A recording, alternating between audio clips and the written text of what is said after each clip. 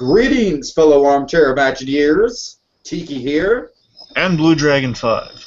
And welcome to Breaking Q, where you don't have to stand in line to be ahead of the times.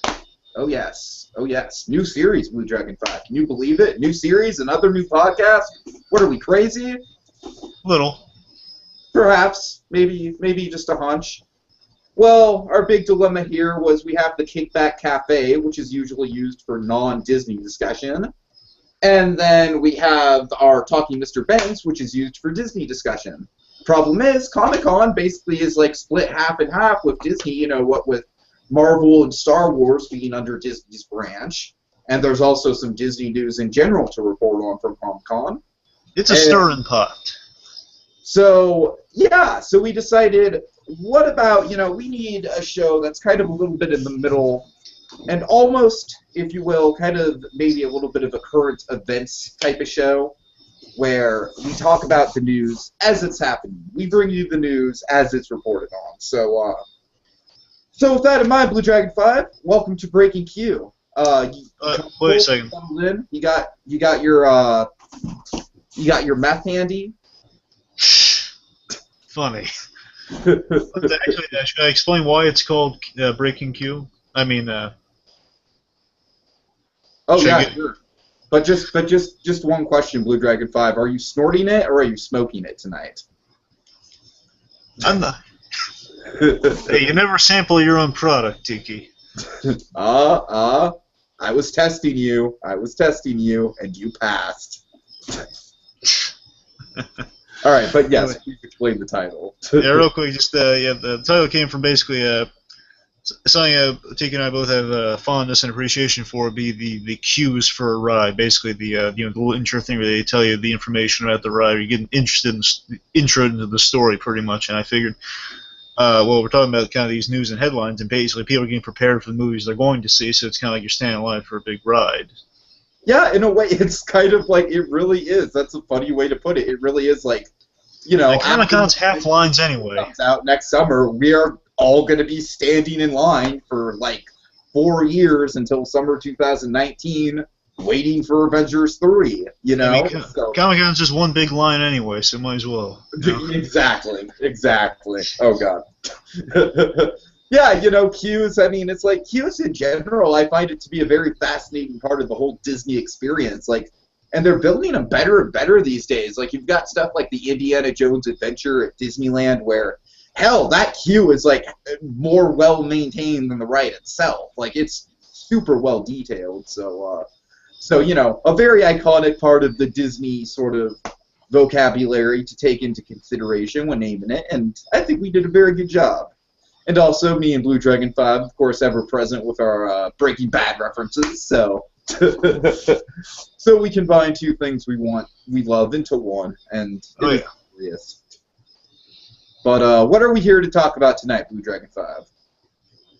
Well, you tell me, Tiki. What are we here to talk about? Well, tonight, we're a little bit late on this, but I was thinking we could talk about Comic-Con. And beyond.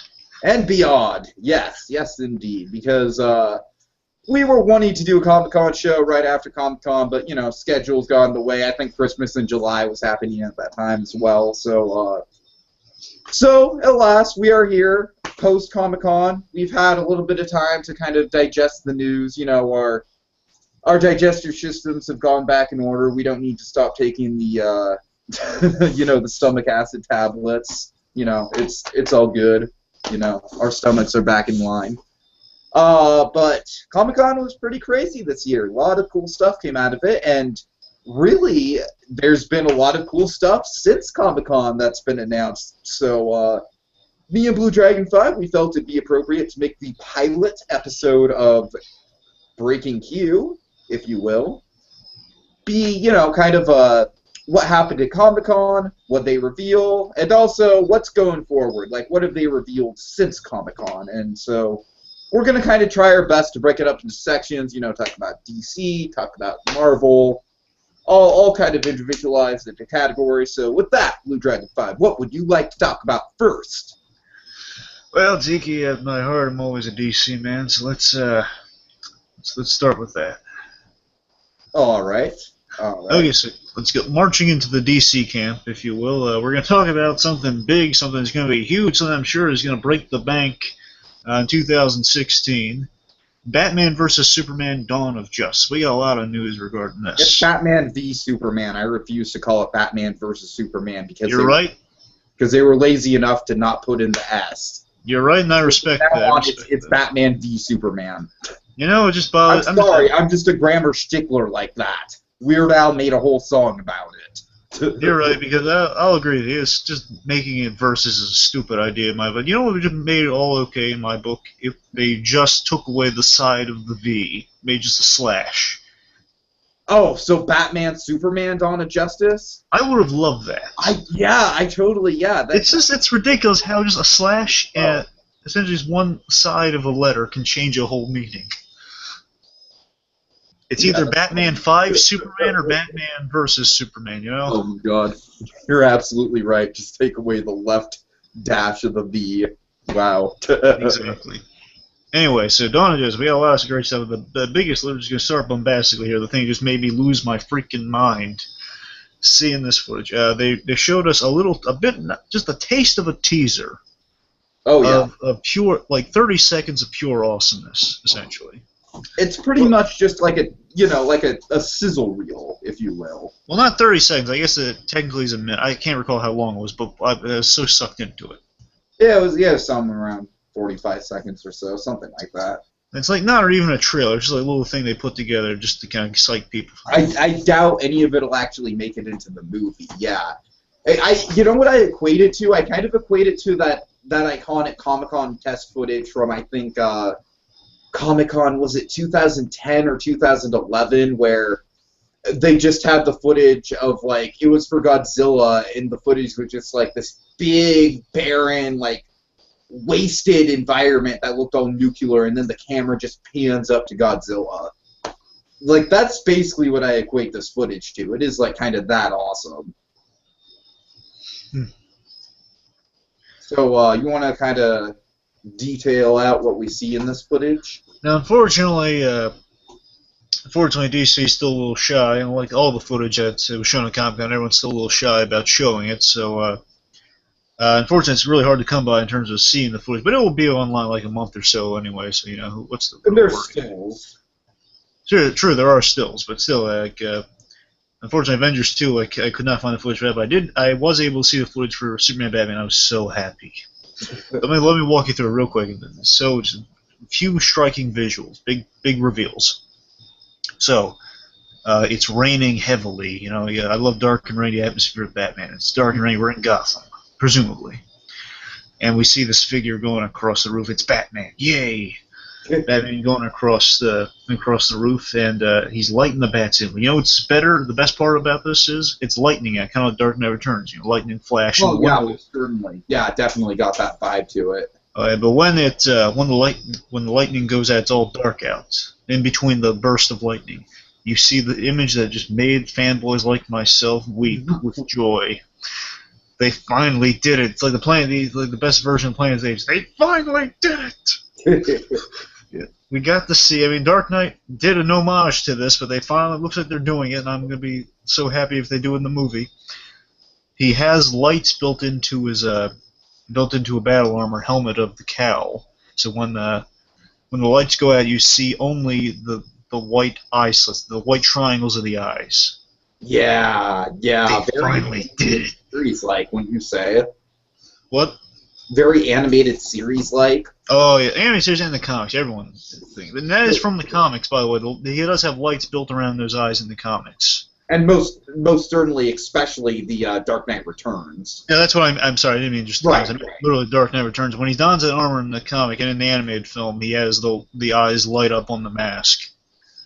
So it's an homage to that, definitely. You can see in the lightning flash he's wearing the armor from Dark Knight Returns, which is really cool. But anyway, so he lights that bat signal. Just again, I love bat signals with Batman. He's turning on bat signal. Oh, if Gordon was there, I would have lost my freaking mind. But no, he just turns the bat signal on. It goes up there. You see the new big bat signal. It's huge. The new symbol looks really awesome. And he's something. Is it the same symbol that we got in the the Frank Miller-esque symbol? Yes, Okay. it's the Frank Miller symbol to a T. Yeah, like. So like the kind of more bulky one. I really it's like that one. that's exactly from the comics. The suit, All right, nice. the Nice. suit's exactly from the comics. From that comic, I mean. Anyway, so he turns on the signal, and you're thinking, okay, that's how can you top that? You turn the signal on, but when you really think about it, what's he doing? Why is he turning the signal on? That's usually Gordon's job. In the dark rain, a silhouette appears flying above, and it's Superman. And we don't really see Superman; we just see his eyes. We see his eyes go red. Yes. Yeah. And then we see the symbol appear: Batman versus Superman. Batman v Superman: Dawn of Justice. Awesome. And then we track in a shot of Affleck in the bat armor. Real brief shot with those light up eyes during the lightning flash. We get to see a little more of the armor. Fantastic. Okay, you know what my first initial gut reaction was to seeing this movie or seeing this footage? What? Gosh darn it! I wish Robert Rodriguez was directing this.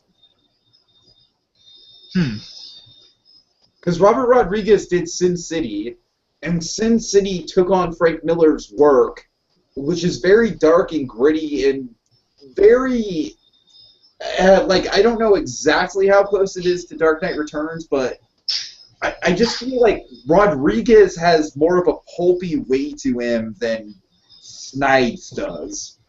Well, the thing is, Snides has always been a director, I appreciate him for his visual grandeur and everything like that, and his balls to the walls, just stick anything on screen, but, I don't know, I'm concerned about this from a directorial standpoint. I always have been with the Superman movies, and the fact that Snides is behind the camera continues to remain my biggest fear with this movie. Well, I had the exact opposite reaction, because, first of all, I kind of, with a bunch of the fans saying that, I don't think that, as we just kind of both said, the objection to the verses.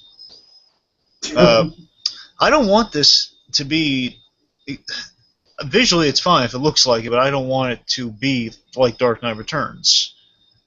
Technically, I don't want to. Right. Essentially, Dark Knight Returns. Don't get me wrong. It's good, and I love Dark Knight Returns. But let's face it, I got Dark Knight Returns, the anime film. I can live with that forever. But we know they're not going to do stuff like turn Superman into a lackey for the government. That's just not going to happen. Yeah, I'm saying I hope they don't do that, is what I'm saying. They don't want to adapt it verbatim. It's way too early. If they did that in Superman's second appearance, I mean, that is very jump the sharky, I think. Yeah, the thing is, you don't want them to adapt it verbatim, because I want them to tell their own story. And right. Most importantly, I feel Superman joining up with the government is something that you kind of gradually build towards, very gradually. Now again, for all we know, and I'm just being fair here. For all we know, they could have just years. I think they said maybe 2 years have passed since Man of Steel. I can't quite recall. They might have said 2 years have passed since Man of Steel. And I hope they're still holding Clark Kent or holding Superman accountable for the property damage. I hope that's actually a part of it. Well, we're not exactly sure, because I did hear when someone leaked a list of DC potential films, because we should say they have slated 9 films. They've been speculating what they were, and there's been a list that was considered confirmed, but technically it's not confirmed. Yeah, but it's fun to speculate, so you want to have at it? Sure, I can just go through those films real quick. So essentially, let's see, on the docket is, remembering this correctly, like I said, after Superman Batman, there would be a Wonder Woman film, Shazam film. That's natural. Wonder Woman, Shazam. One I was looking forward to. Diesel, correct? What? Shazam with Vin Diesel, correct? No, not Vin Diesel. Dwayne The Rock Johnson. Oh, I'm sorry. God, I always get those two mixed up. We should mention that. I guess I'll mention this real quick then. Dwayne The Rock Johnson he's being interviewed, and he hinted that he's in talks with DC to play a character, and he hinted that it was Shazam. Basically, he's like Superman, but he literally says, "Say the word," and that's how Captain Marvel becomes. That's how Billy Batson becomes Captain Marvel. He says Shazam, he gets struck by lightning, turns into this hero. Mm-hmm. And that's the reference, which He's been in talks to play. He's been speculated to be playing that role for a long time, or at least be in the movie. Oh yeah, for at least a couple of years now. Because the thing is, he also looks like the bad guy, so a lot of people thought he could be the bad guy. So he could be the bad guy who also says one word and he transforms. So whether bad guy, good guy, I assume good guy. Okay. But anyway, so the point is, he's in talks. He's pretty much confirming that that's who he's playing.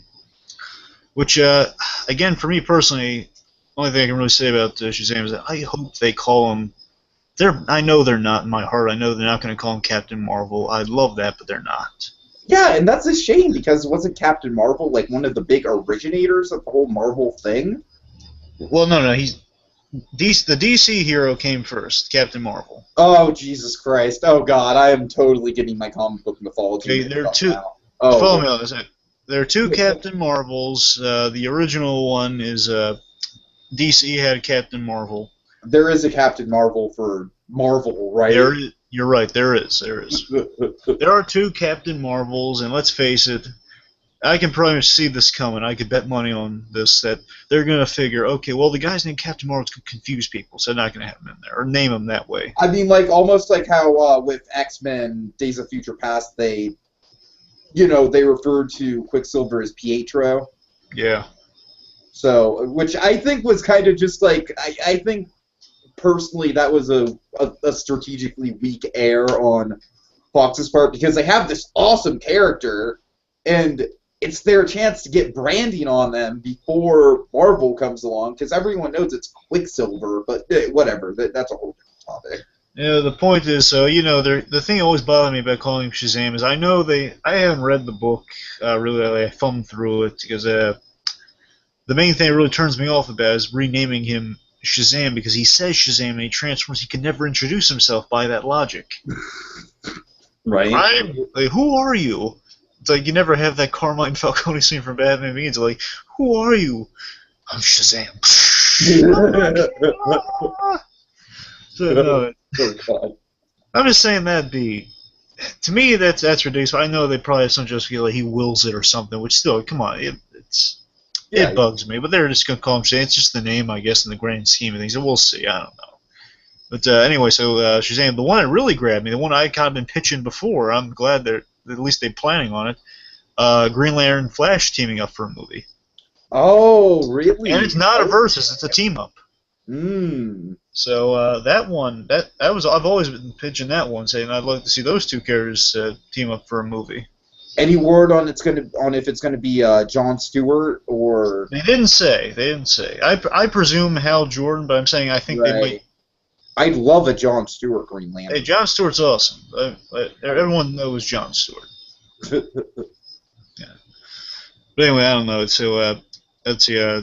Green Lantern, Flash. It's three. Justice League. Justice League, of course, naturally. Justice League's the biggie. And also the one they did announce, Man of Steel 2. So my point is, I mentioned Man of Steel. Okay. So here's the thing. Yeah. They could be going.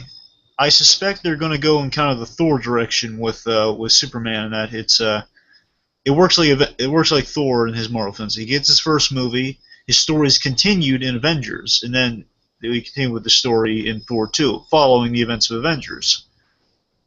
So, you're suggesting that this new Batman v Superman is the equivalent to Avengers? Somewhat. I'm saying that it's continuing the Man of Steel. So they're not. I don't think they're going to go back in time and say like Man of Steel 2 happened before then. Mm-hmm. I'm saying that's another way they could go. So I'm not taking it off the table though. I'm saying it's either that way they do it like Avengers where it just continues the story, or they do it like maybe that's the 2-year gap. Okay. In Man of Steel 2, so it could go either way. Right. But the point is, Man of Steel 2 is slated after Justice League, so we'll see. And I forget what the other ones were.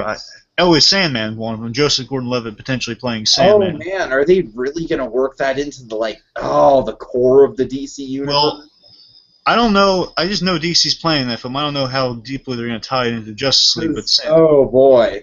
Oh, to be honest with you, I'm pretty familiar with those comics, and yeah they get pretty batshit. Oh my god. To be honest, I don't think they're going to put him on the team, but I think it's just going to be a film within the DC universe. Sure. I do hope that he does show up, like, kind of like how Guardians of the Galaxy are probably going to show up in Avengers 3, in all likelihood. Right. I'm trying to think if there's any more. I don't know if they confirmed if Aquaman was getting a film or not, but nowadays it looks like they're hinting at that. But, there's Aquaman, of course. Well, yes, there's. I'm saying, like, I don't know if they confirmed that he would have a film at the point where I looked at the list. So I'm. Well, I mean, we do have the news about the scripts, so I guess it's pretty safe to say they are. I'm saying that's now. I'm saying when it was then, but. Oh, okay. Anyway, the point is, I don't think I can recall all of them, but that's pretty much all that I can remember. They're the big ones. Mm-hmm. All right. So I'm saying those were just announced, but I mean they weren't. How many slots did you say they were, and how many could you think of? I'm pretty sure they said it was 9, and I could think of. I forget if they were including Batman vs Superman within that. So they slated films until 2019. Okay. So that means like they looked like it was going 2 a year. So see, Superman Batman was in 2016. The 17 would be Wonder Woman. So they're not doing anything 2015, I'm assuming. No, nothing 2015, by no means, no. Okay. Let's see, Wonder Woman Shazam would be 17. Sandman and Green Lantern Flash, it's 4. Justice League and Man of Steel. I can only think of only 6 really of what they're going to do, but. Okay, so who are the missing 3 then? That's the question. Well, I can't recall at the moment. Well, let's just kind of speculate. Like, we know that. Okay, so let's talk about Aquaman, because they have, word just got out that DC is hiring 2 different people. Specifically the person who wrote Gangster Squad and also the person who wrote 300 Rise of an Empire. Sorry, I can't remember your guys' names. Well, hold on a sec, T. We should say that something that was confirmed. So whether those movies are actually all slated, we know Justice League is going to have it directed by Zack Snyder. But something that should be said is they did officially cast Aquaman. Oh yes, so you're right. Jason Momoa from Game of Thrones. Fans rejoice, and neither of us are Game of Thrones fans. So. True. But he's basically a big, burly, bearded guy. He seems to fit the build for like comics Aquaman. Yeah, I guess. I mean, I don't know. Like, from the little I've seen of his character on Game of Thrones, he's very much just like, oh, I am big, bearded, burly man. Have my babies, woman. Well, that fits kind of... Essentially, the way they usually play Atlantis nowadays is that it works like either like a 300 type empire or like a Games of Thrones. Really, to be honest with you, in the animated films they've done featuring Aquaman, they do use Game of Thrones as a model, which is kind of funny. That is very funny. Essentially, Atlantis works all, not Shakespearean, but kind of like... I don't know quite a word, but it's like not Shakespearean, but kind of like Greek or... Sure. Right. It has a lot of mythology to it, like ancient mythology. Like, I guess gladiatorial would be the term, I guess. Okay, but right. I hear you. Like grandiose and all that warrior culture and like ruling the throne and stuff. Right. Okay. Anyway, so the point is that Aquaman has been cast, and I should mention this quick story before we get into the writing. That it's funny. Everyone heard that he was rumored, and we kind of assumed he was confirmed, but then this funny thing happened. Zack Snyder, he was hearing some people trash Aquaman on the radio, basically doing the classic thing, they make fun of Aquaman because he talks to fish. Essentially, basically saying he's useless. And then Zack Snyder calls in. It's a real funny impromptu thing. He basically defends Aquaman on air. He says, well, if I were doing a movie, he's basically dancing around. He's just saying, if I did put him, I'm not saying he is, and he is tough. I mean, if you read the comics and the deep mythology, like, I assume this is because his trident might be magic. That's my assumption, because he says he could technically, if he was in a fight with Superman, he could cut him with his trident. So I'm thinking if the trident is magical, that's definitely a possibility. Right, okay. Point is, he said, not that I'm saying he's in the movie or anything. Sure. So it's kind of a funny thing. So I looking back at it, I think he intentionally was seeing an Aquaman and saying, I'm going to confirm in a few days, which is a brilliant marketing idea. Oh yeah. But just going back to the whole 2 scripts thing, which does kind of interest me, because essentially what Warner Brothers has done here is they've taken like two very comfortable in-house writers who have produced. I don't know. I mean, 300 was definitely financially successful. I'm not sure about Gangster Squad. I know Gangster Squad was hammered at the in terms of critical response. I've never seen it. 300 Rise of an Empire, I've never seen that either, but I actually heard like some mixed to decent things about it. But I just think it's interesting that basically like what Warner Brothers is doing is they're just like giving Aquaman to these two writers, and they're just like, all right, go. You know, and so essentially, like, it's very early on in the process, of course, but I think it's kind of interesting, like, Warner Brothers, I get the feeling that one of these writers is writing, that they're both writing two very different types of Aquaman movies, and Warner Brothers is going to decide on which type that they want to go with. No, I have no proof to base that speculation off of, it's just my gut feeling based on the news I heard. So what do you think about that? That they're kind of hedging their bets to kind of see exactly what sort of route they want to take with it. Whether or not Aquaman was part of that original list I mentioned or not, it looks now, like you just said to you, they have been working on scripts. It looks like they are interested in giving him his own movie. So I think they're looking at their options and going with that assumption. It looks like it's going to be either kind of, I assume, kind of like a classic Aquaman versus kind of like the old Atlantean Army Aquaman. So it kind of questions which version they're going with. I think a blend of both could work. I don't know what they've written, so. I think, let's see, like, I think, like, maybe if they go with the 300 guy, it'll probably be more of like a, you know, of course, like an epic sort of action mythological sort of thing. And if they go with the Gangster Squad guy who produced the worst movie, but I actually think is the more interesting option, then I could see it maybe being a little more Game of Thrones like, where there's a lot of, you know what I mean, where there's a lot of like backstabbing and politics and everything. Right. I don't know. It's interesting. Yeah, the point is they're taking interest in Aquaman. That's A-okay. And the point is, with something we should mention, just talking about Aquaman, and kind of bridging into some more of our news here. So Batman Superman, well, I'm just going to call it Batman Superman because that's what I want. Batman Superman Dawn of Justice. No verses, but it is going to be verses. Darn it. No, Batman V. They refused to put the S. You know why? Because they had so I'm not going to grant them having the S in there. It's Batman. Again, it's them realizing we've made a grand error calling it verses, but they said, oh, well, we can't take the full thing off. It's ridiculous. But anyway, so the point is... literally, when I walk up to get my ticket for that thing in 2016, I will gladly be like, hi, one for Batman v Superman, please. Yep.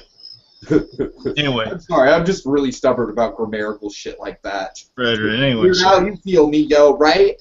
Again, I just want one side taken off of the V. That's all I want. Yeah. Anyway. No, I totally agree with you. That would just be completely perfect for everyone. Yeah. Anyway, so the point is Batman v Superman Dawn of Justice. It's the reason I think it's going to be less Dark Knight Returns is that it's going to be they have all these other heroes that are going to be in it, hence the Dawn of Justice also. Yeah, definitely. It's going to definitely figure into a Justice League movie. And what the heroes they have confirmed are definitely Wonder Woman and Aquaman. So, I mean, they're going to have roles within the film, which unfortunately it seems to be growing in their roles, which I'll get to in 1 second here. But the other hero would be Cyborg, who I'm not thrilled is going to be in the movie. But hear me out. I think it's a very interesting choice, though. I really do. But let me say, for years I've wanted a Teen Titans movie, and I think this is kind of a cool way to, like, I don't know, like, wouldn't it be crazy if eventually we got a Teen Titans spun off of this with Cyborg? Well, T, I should mention this now. I don't know if you're quite aware of this or not, but for anyone that I guess is not aware of it, Cyborg, they've been forcing my dreams. No, I'm just saying that Cyborg's been forced down our throats for a while now. DC, they basically been putting him on the Justice League team, And Oh, okay. No, I wasn't aware of that. that's the thing they've been doing for a while now. It Okay. looks like it's going to the film just kind of bugs me because Cyborg, he's a Teen Titan. He's not a Justice League guy. Yeah, but I'm just saying him being there could be an interesting bridge I'll to give you this. Teen Titans. I'll give you this. I never thought of it that way, and that would be kind of interesting to kind of justify I'd why. love to see that, man, because I think live-action Teen Titans has a ton of potential. Like, I'm thinking this. Okay, I'm thinking If like Guardians of the Galaxy could work, then you could definitely have something like Beast Boy and Raven and those types of characters in it.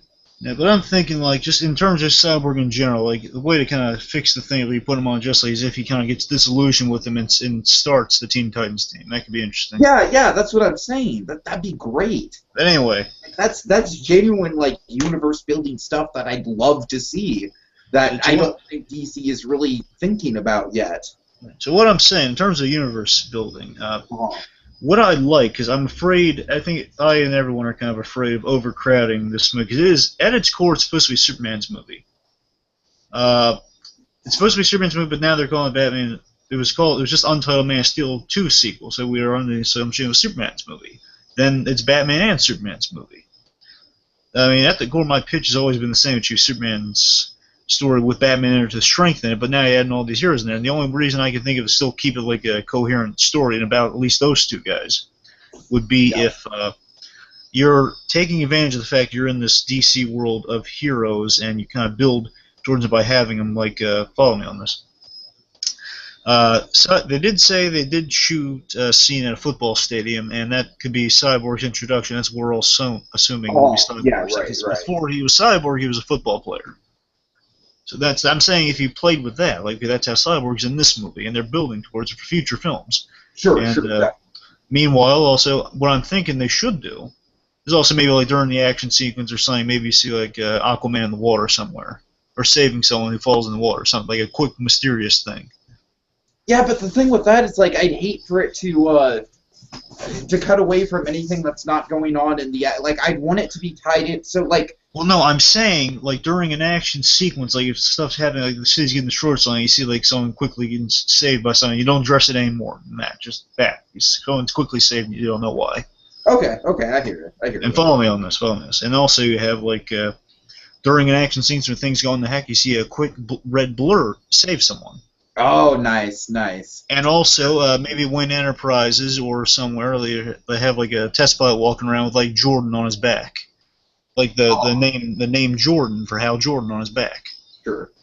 And I definitely think, of course we're getting stuff like we're getting Alfred, and we're getting let's see, who else? Who else from the Batman universe is officially confirmed for this? Well, they did confirm that Jason Todd will have been dead. Wait, oh, really? Oh, man. Oh, that's a big. I'm pretty sure they confirmed that. They said they gave news about Bruce Wayne's backstory. Here's what they said about Batman in this movie. They've said that he will be old, grizzled. He's in his mid 40s. Big grizzled, presumably maybe some gray in his hair. I'm not quite sure. I have to look at this Ben Affleck's Bruce Wayne photos again. But point is, he'll be grizzled. And then what they said, and I guess just what I've read, they said that. Jason Todd will have been dead, like you might be going to the Batcave and seeing a suit in a case. Okay, right. Which could be awesome. And which implies that Nightwing's around, so that's something for a future Batman movie. Sure, of course. And, let's see, so, continuing on, so what I'm saying also, like, during, like, maybe some action sequence or something, like, you see, like, a guy fade into a crowd with red eyes, and that's the Martian Manhunter, Yeah, I totally hear what you're saying. And they say Wonder Woman's gonna have the most screen time out of those cameos, so I'm assuming like she'll be like if things go to heck in the third act, she'll like save people. And then my big thing I'm going towards here is that the reason you could justify these guys, if at the end she essentially fills the role of Sam Jackson, Nick Fury, basically going in and saying like after Batman, Superman have settled their differences, and Batman would be the one to kind of say, I want you to meet someone. And basically Wonder Woman's there and basically says, you're part of a... Basically, they introduce themselves saying, we want you to join this idea of a team or something, I don't know. And basically then... We're putting together. Essentially, if Wonder Woman's there, I want it to be like, you're part of a bigger world now, Clark type deal.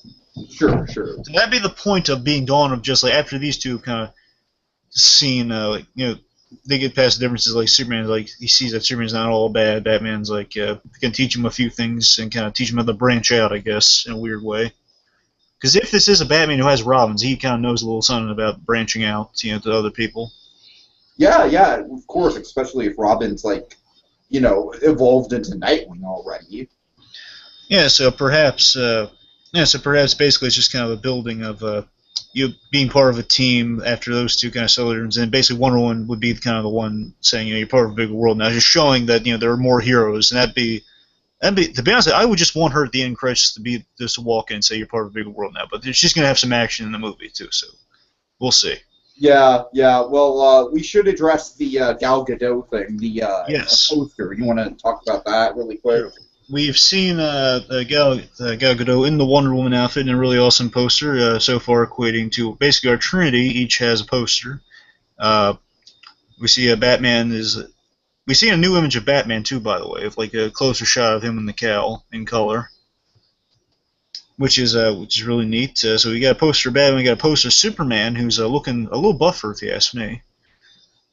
I think he's actually buffer than he was in the first movie, so he's stronger in the ring. One of the things I forgot to bring up in our Guardians of the Galaxy review, like, I don't get this infatuation with making superheroes, like, as buff as they can possibly be, because it's like, Chris Pratt was shirtless for, like, what? Like, all of 5 seconds in Guardians of the Galaxy?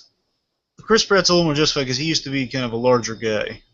No, I get that, but was it really necessary for him to, like... I get that he's a large guy, but was it really necessary for him to build himself so much where it's like, oh, look, I've got this stunning masculine body for this 5-second shot?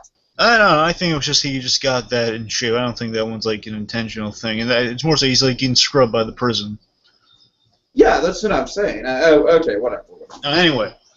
So the point is, we got our 3 posters. We got Superman. He's like he's buffer. He's like looking a little more menacing in the rain. So a little bit more menacing Superman for this movie, perhaps. Yeah, that's definitely the vibe we're getting based on the trailer too. And again, if there is like a 2-year advance, because he has a statue. Remember, they show like Superman has a statue now, so maybe they've gotten over him in the 2 years. But what if it's more sort of like everyone kind of fears him? It could be like after especially after the big, like, oh, thank God you saved us, Superman! Cue to frickin' half of Gotham City being destroyed. oh, I'm sorry, Gotham, Metropolis. But the point is, it could be, we don't know, it's either like he has at the beginning of the film. Destroy Gotham this time! Haha. But, point is, he could either have that statue at the beginning of the film, post the 2-year gap, or by the end of the film he has a statue built for him. I don't know. Okay, yeah, right. Anyway, so point is, they could maybe be going for like a Dark Knight Returns type vibe of Superman being in with the government now, and maybe that could be a lead into something. I also like how they're very much keeping Eisenberg Luthor under the, to the chest. They are. Not revealing much about him at all. Yeah. Again, I'm thinking, to be honest, the villain I'd like to see in that movie, along with Eisenberg Luthor, would be Metallo, but it looks like they've kind of shot that one down. Yeah. It's all rumors, though, so far we don't know who the villains are. It's been like hinted at the four villains, along with Amanda Waller, Maxwell Lord, and Eisenberg Luthor, and Victor Zsasz in Gotham. So they have announced a few potential villains. So I'm saying those sound like they're actual viable options, but I don't know. I still would love to see Luthor's not going to be the main villain. Well, no, Luthor's going to be the main villain. I'm saying they're going to be other side villains within the movie. Okay. Yeah. Anyway, so also not Garrison Kane, it's someone else. Kane, an assassin. So maybe they're. It sounds like it's going to be a bit of more political movie. Yeah. Because if they go with those 4 villains, it'll be more of a political tone, because one of them's an assassin. You got Amanda Waller, she's the big government lady, who's going to be eyeballing Superman, saying, I will trust you. And it's also worth noting, definitely, that the piece of crap writer who wrote Man of Steel has been replaced with the guy who wrote Argo. And Argo, very much a tense political thriller. So, very interesting that you would say that, Blue Dragon 5. Because, so I'm saying, most definitely, if they go with those 4 villains, and it's speculatory, but a lot of people think that's going to be true, and it sounds like the direction they might go in. To me, it's like you've already got so many heroes. Do you really need anyone other than Luthor? Well, I mean, Luthor would still be the head honcho. I mean, I know, but I don't know. It just. Well, these are guys that Luthor would hire, though. These are like hired assassin guys for Luthor. It's like with Guardians of the Galaxy, we had.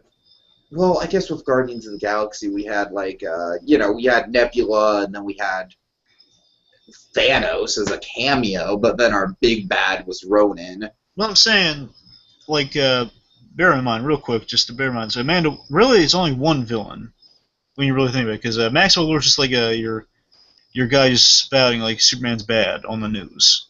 Right. He's the public relations guy, presumably hired by LexCorp. I'm assuming kind of the darker J. Jonah Jameson. Essentially. Amanda Waller would be the government force, kind of like your evil Nick Fury, just kind of. She's like a shady government program to be kind of against the superheroes, but also in this, from what I heard, they're going to say that she's like a government official who's against Superman, so that makes sense. Right. Okay. Victor Zsasz would be like a quick one-off for Batman to the feet just to show how cool he is. Yeah. And Kane would be our actual, a hired assassin. Luthor might hire an assassin to kill Bruce Wayne. Maybe Superman saves him. I don't know. I guess it's Kane that I'm most worried about. Kane would just be like a simple one-off, like Superman stops him or Batman stops him. Yeah. Well, we'll see what happens with it. We need some villain to be fought here. We need some action. Don't get me wrong. I'm good with Luthor, but we need some action. Yeah. Aside from Batman and Superman fighting, because I don't want the movie to be sold on those two fighting alone. That'll be a big mistake. Especially if they're going to do it like fucking Man of Steel style, where they're just, plowing through buildings for an hour and a half. Anyway, so getting back on track here. So we've seen 3 posters of our characters, real stylistic, awesome stuff. Gal Gadot, Wonder Woman. She looks good. The kind of colors bother me, but smidge. I do like the colors. I think that this is definitely not the final version of the Wonder Woman costume by any means. So I think sure. That way. Yeah, I'm saying it's going to be like, they said they made alterations to the Superman's outfit. I haven't really seen that one poster, but, it's just one poster on the turn to the side, so maybe that's why. It's like, they're always making altercations to costumes, and I don't really pay much attention to that sort of thing, to tell you the truth. I'm hoping, I still would love if, unfortunately, Batman and Superman do not have any of the shorts this movie. It still bugs me, especially for Batman, because the Arkham Origins did the solution I've always been pitching for Batman in the movies to give him the black shorts. Right. Just make the mesh in between the armor. Oh. Which anyways, so yeah, real quick. The point is, you're right. Don't get me wrong, it works. It looks like one of them is saying, wish the color was just blue was in there. That's all I'm asking. Yeah, I mean, I hear you for sure, but like I said, I definitely think... I'm thinking it's going to go like Captain America. I think we're going to get a more classic Wonder Woman costume in her standalone movie, for sure. I'm thinking, like that, and also like Justice League, I think she'll definitely be Justice in the League, yeah, if it doesn't show up by her standalone movie, it'll for sure be in Justice League. That's what I'm saying. I'm saying it's going to work like Captain America. Captain America has had costume upgrades. Exactly. Yeah. Right. So I'm saying right now, I'm saying it looks fine. I'm just saying I was a little let down at first because I thought it was like a trick of the lighting. Like, okay, it's just because there's like an explosion, but no, it's actually a black skirt, which it looks fine. But even it's like Man of Steel. He has Superman. His costume's a little off. So hopefully they'll both kind of change within time. Anyway, speaking of costumes, Batman's costume they showed in a case of Comic-Con looked really cool. It is verbatim the Dark Knight Returns costume. Belt's a little darker than usual, but that's really the only change. Yeah, to me it looks very tank-like, like very armor-like. Oh yeah, but it's gray. First time we're getting a gray suit. Occasionally very, very, very dark gray. But yeah, it looks in the posters and everything. He just looks. He looks great in it. The only question is, can he move in it? Because it's bulky, but if he can move in it, Ben Affleck's put on the bulk, so I mean, hopefully it works together and he can actually run in it. That's what I'm hoping for. I just want him to run in the suit. Sure, yeah. That's the only thing is I'm saying it looks great, and that one poster of him with the Batmobile looks great. I hope he can run it. I hope he can move it. Something to mention though, and this is important because people have been a little kind of panicking about this. And now the Batsuit. They first of all they showed the cowl, and they had like a thing at Comic-Con where they basically had a little cowl design contest where a bunch of people made cowls. And the first cowl that they debuted the cowl before the costume. The cowl was just a recreation by him, so the question was like whether it's the verbatim one or not. It's just a recreation close to it. Right. But then when the actual costume was there, the question is like if that was the final cowl and/or costume. Kevin Smith still says that's not the costume he was shown yet. Okay, interesting. So it's interesting. The point is that's it's close to what we've gotten. I'm hoping the only one alteration I think we're all hoping for, at least me, is that we want him to be able to turn his head like in Dark Knight. So I'm just hoping there's like a seam underneath the neckline so he can turn, because the cowl's like one piece. Sure. Which I'm not knocking if they do it. I'm just saying like if they had like a seam, it just I think it quail everyone so he could actually turn his head, because it looks malleable with the cowls with the shorter ears, so it looks like it's turnable. Yeah.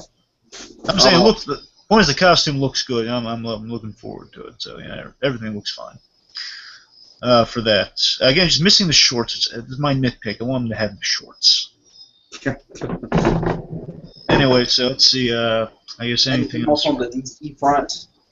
Oh yeah, we still got stuff to go on DC front.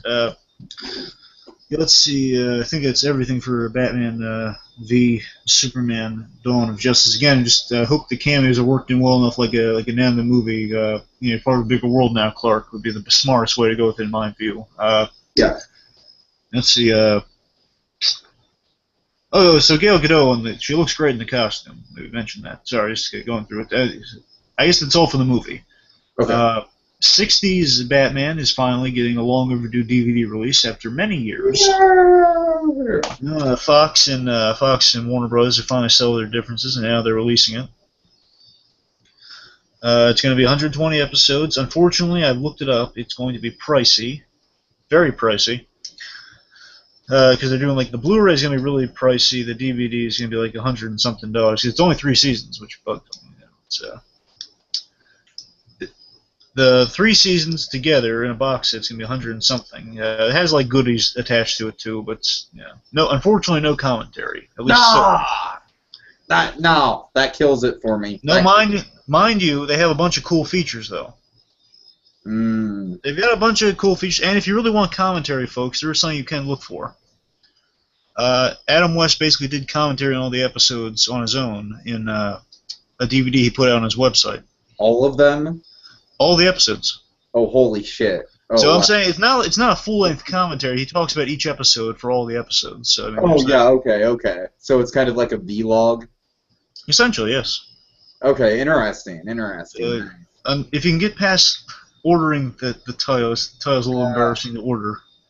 Honestly, if this is something that had commentary on all the episodes, I might consider picking it up as a present, but let me say, the Adam West thing is really cool. I still kind of feel stupid because I haven't ordered just because I'm ashamed of asking for the name, and it's called Adam West Naked. Oh god. No, it's just that. It's also I want to get the version that's signed by him, which costs $50. It's if you want, you can get it personally signed by him for $50. I mean, the whole thing together would be $50. Right. So I'm saying, regardless, it's a bargain, folks. Do seek it out. Do buy it if you can work up the courage to get past the title. Anyway, let's see. So that's coming out finally. 120 episodes on this box set. It comes with like a toy Batmobile and stuff. So it has a bunch of cool like collectible cards. The Blu-ray has a bunch more of that stuff, but still the DVD has a lot of cool stuff. They will be releasing the first season separately for some reason. It's only the first season be separate from what I gathered for like $40. That's still a lot. And I don't think there's going to be any special features on the individual releases.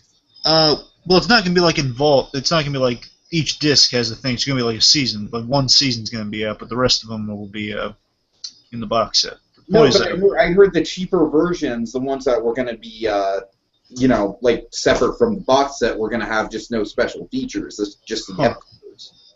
That's a shame. Well, regardless, I guess you're gonna have to get that box set. So all the diehard 60 fans are gonna get that. I recommend the DVD because it's a little cheaper. Hopefully, it will die down as time progresses. So I'm sure it will. we've waited this long. I guess we could wait a little longer in the grand scheme of things, but it's coming out November this year. So, you know, it's a big old stocking stuffer for me. I know I'm asking for it for Christmas, so hopefully Santa Claus will pay off. Oh, yeah. Anyway, so again, it's expensive, so just be prepared for that, folks. But it's worth it, you know. And again, get the Adam West naked thing so you can get your commentaries somewhat. But still, there are cool features talking about the series, so hopefully it will pay off. I haven't watched it myself, but hopefully it will pay off, the features. Mm-hmm. Yeah. Anyway, let's see. DC, I guess we're transitioning to the animated films. Yeah. Do you want to talk about those? Sure. Go for it. Let me just kind of go through DC animation real quick. So, as we know, Beware the Batman will be wrapping this year on 3 a.m. 2:30 in the morning, I should say, on Adult Swim. Wow. Very. I know they got a nice send off there. Jeez. DC Nation is ridiculous. I mean, the DC animation nowadays, they're ridiculous for their TV productions. That reminds me of Freakazoid. Exactly. It's worse than Freakazoid, actually. Remember, Freakazoid was on 7 in the morning. This is on 2:30. Right. It's ridiculous. And you could wait for the DVD. That's the only saving grace. You can wait for the DVD to be released, but still, you're getting up. I'm staying up 2:30 to watch the episodes as they first debut, which is still ridiculous. Okay. And unfortunately, it's not going to last another season. It's only going to be canceled after this season, which is unfortunate. It's a really good show. Yeah. I still didn't hear anything at Comic-Con, unless I don't think you've heard about it, Diggy, but I don't think any. We were all hoping that Young Justice would be brought back, and I haven't heard that officially confirmed. We were all hoping that it would be announced at DC Nation, but I don't think it was. No. Unfortunately, no official go on that or not. That'd be a smart move for a change, but no. This is only speculatory about Batman Unlimited. Someone saw a poster once, like at a toy conference called Batman Unlimited, which is a toy line, but it looked like an animated poster, so that might be the next Batman series, which might be too toyetic for many tastes. Oh, boy. I fear it's going to be toyetic. Right. Essentially, like, the toy line's crap. I can say that easily. The toy line is crap. It's like, you know, the goofy variant costumes, they all look ridiculous. Oh, God. Oh, man. What I'm saying is, however, believe it or not, I do see somewhat of a light there because if they did it smartly, if they just took the idea of doing the characters in like visually new ways, but actually made them better looking than the actual toy line. Sure. So I'm saying if it doesn't tie into the toy line, they might have a shot at it because just the image of Batman with the chin guard. I don't know. It's like kind of the idea that this is like a Batman could be more physically active in the field, more so than usually. It's like the guy's gonna bash you in the head. A little more so because he has a chin guard now. Yeah. And it's not much to go on, I know, but to be honest with you, the super smart way to go with it would be if they did vignettes with Batman on a TV show. That would be interesting because that's kind of what animated series did to a certain extent. The only smart thing that DC Nation's currently doing is that they have these shorts on DC Nation Shorts, which are the only good part of that thing. The shorts, and basically, what if you do a bunch of shorts that are well-done shorts, because with 75th anniversary, they've been mentioning they've been showing 2 Batman shorts so far. Right. So I'm saying if they did that for like a Batman show, like it's a bunch of vignettes of different eras in Batman for a show, that'd be the smart move. Anyway. Yeah, that would be a fun show. Different eras. Yeah. I've had my ideas for many different Batman shows, but that's just one of them. So let's see. So here's the movie news. Okay, so DC original animated films, they've announced what their next 3 films are going to be, and brief descriptions with each. Some sound more promising than others, some sound angrier than others for me. I just got Batman Assault on Arkham recently. It was fantastic, and they had a little sneak peek at their next movie. Justice League, Throne of Atlantis. Now, I was not looking forward to this film, however, the sneak peek kind of sells you on it. Because Justice League War was a terrible piece of crap. Absolutely Tell us abysmal. how you really feel. I hated it. It made Superman the most unlikable guy on the planet. It was terrible. Oh God. Superman was a dumb I jock. thought Man of Steel already did that. No, be nice. Superman in this film, he had a good voice actor behind him, but he was a jock bully jerk. That's not Superman. Oh, right, yeah. The point is, there was a lot of stuff wrong with that film, and the shame was, the thing that makes you more angry about that film is that they actually had a few ideas they could have gone on. Yeah, that's always frustrating. Oh yeah. But point is, War was very disappointing. It's a shame because it had a really good director behind it too. But he directed this most recent movie, Assault on Arkham. He knocked it out of the ballpark. Mm. So everyone's got a bad film now. Don't forget that, folks. Point is, that film was disappointing. This is continuing that line of films with this new 52 Justice League universe we're in now. It's like the new 52 in animated form was what the Justice League films currently on slate. Good. And they're bringing back some of the... they're doing a smart thing. They're not bringing back all of the old voice actors from Justice League War. So like they recast people for Justice League War, and basically they're bringing back as many as they can to each film, which unfortunately means Jason Omar is going to be Batman again. Which, I mean, he has his moments, but really it's he's very wooden in his Batman performance. Right. It's like, where's the soul, man? Where's the boy who said his parents killed him from? Where is it? Anyway, point is, the film, the little sneak peek sold me on it a little. It's surprisingly sold me on it, because they sell it as if it's Aquaman's film, which really it is. Because that was a huge complaint with Justice League War, because Aquaman was absent from that film and replaced with Shazam. Oh man, right. I remember that. I remember seeing box art for that. Yeah. And however, it looks like it might have been done for a good reason, because Aquaman, just in that little sneak peek, it looks like they're doing interesting stuff with him. Basically, being a guy who he has no idea of his Atlantean heritage. He's been kind of grown up with longing for that missing part. So kind of like a Superman dynamic almost. Mm-hmm. Like, this is a guy who he's kind of like a Thor mixed with a Superman dynamic, where he's like on the surface, he's been growing up feeling like part of him is he'd be getting in bar fights for fun type guy. And the point is, a lot of issues are brewing in the surface, beneath the surface with Atlantis, and throughout the course of the film, he would be learning. He'll be learning of his Atlantean heritage, basically learning that he needs to take up the throne of Atlantis. And again, the interesting thing is there are ramifications from what Darkseid attacked in Justice League War, because he fried the oceans, which and killed the king of Atlantis. Oh. Which means Aquaman's evil brother, who's kind of his Loki, wants the throne, and he's a bad idea. And that means Aquaman really needs to step up to the plate and learn about his heritage. So that all sounds great. That sounds like a good film to me. However, the bad part is how you work the Justice League into that. That's what's worrying me very much. Because again, Justice League was terrible. The Justice League was terrible in that first movie. Individually, they were great. As a team, they suck. Again, just in that film. Yeah. At all. Of course. It's just their team dynamic was terrible. It looks like, I'm hoping, in the sneak peek, it looks a lot better. But then again, all sneak peeks are supposed to sell you on it. It looked like they looked at Justice League War and said, this stuff's not really up to snuff. We got to do this better, because they got some new voice talent. Nathan Fillion as Green Lantern, always a good move. Oh, Fillion, nice. He's been Green Lantern before, and he loves Green Lantern. A lot of people want him to be Green Lantern in the live-action films, which I can't blame him. And also, I want Nathan Fillion for literally everything. And not that technically he was in Guardians of the Galaxy, just a very unknown part. I take Nathan Fillion as Black Cat. I think Bryan Cranston is Catwoman. Oh, fuck yes. Oh, yes. Oh, my God.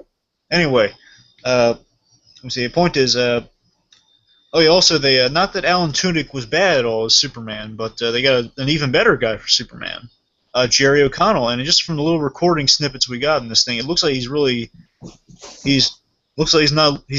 no longer a bully. Okay, well that's good. So the point is, they're going to play up a love story between Superman and Wonder Woman, which I hope is going to be done well. I'm a little worried about because in the first movie it was really shallow. Like, Wonder Woman basically hits on Superman. Wonder Woman sees Superman strong, so he gravitates towards him like, hello there. Okay. Stupid. Oh, hey there, big sec. So basically, like, Essentially, yes. basically, like, you know what I'm talking. You know what I'm thinking. I don't have to say it. Point is, she does not fall in love with the man. She falls in love with the person. She doesn't fall in love with Clark Kent or the person or Superman's ideal. She falls in love with the muscle, the power. Not the muscle, but the power. She falls in love with the power. I'm sorry, sir. It's just, he's kind of hot. Yeah. But you see what I mean, though. So that'd be a mistake. I'm hoping they're actually. It looks like, just in the sneak peek in general, it looks like they're actually playing some ideas. So hopefully those ideas do pay off and they work with something. I'm just so concerned about how the Justice League is going to mesh well with Aquaman's story. That's what I'm really terrified about. Yeah.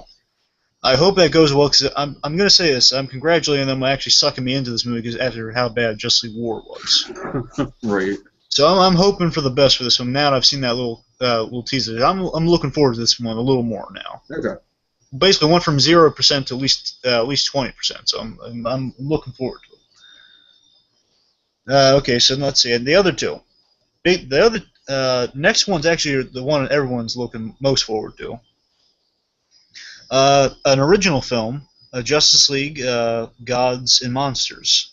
Ooh, interesting. Now, this film, Gods and Monsters, is very important because it might be an homage to Jack Kirby because Bruce Timm is returning.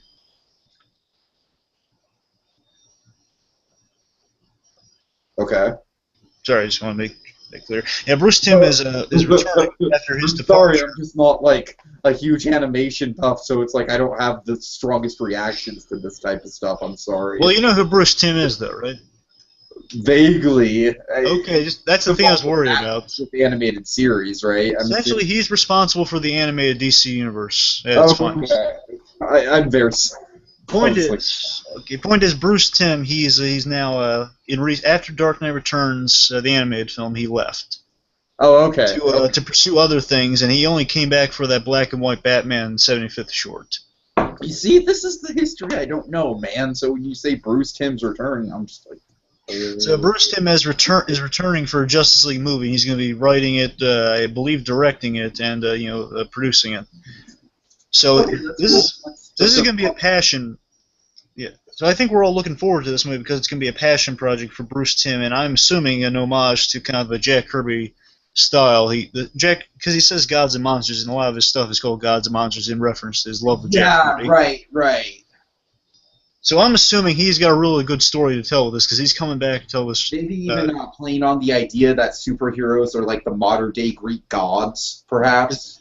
Yeah, the other thing I should mention is that, maybe something like that, because another thing he loves, in addition to Jack Kirby, is Grant Morrison. And Grant Morrison's whole shtick, he's a writer in the Batman comics. Grant Morrison's whole shtick. I know Grant Morrison. Yeah.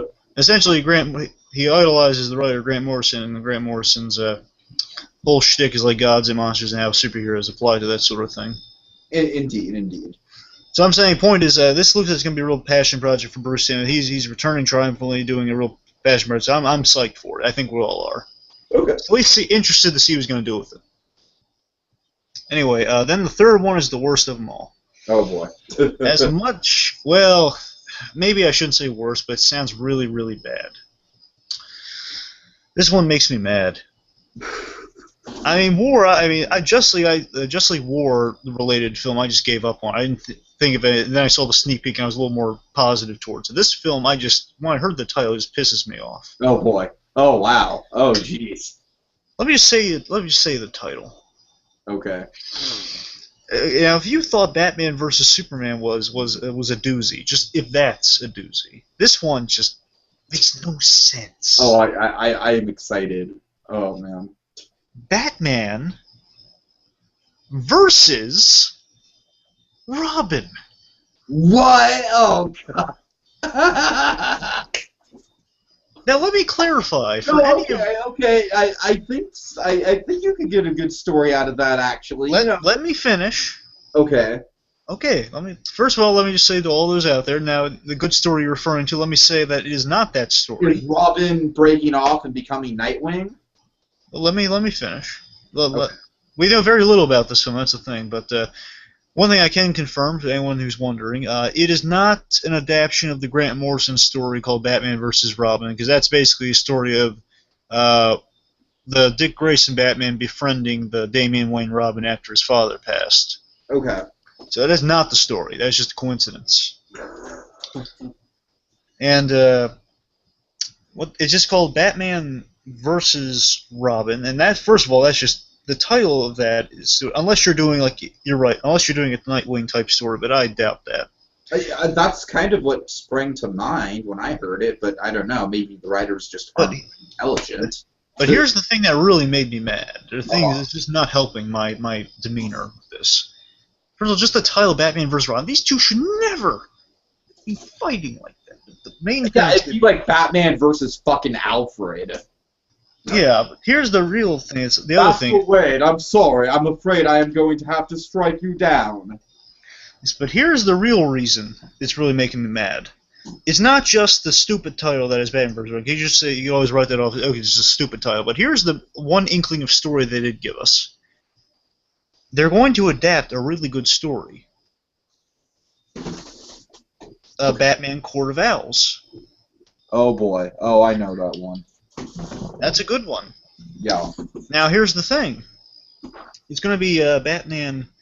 It's going to be Batman Court of Owls. They said at least the Court of Owls will appear in the film, so not even adapting it.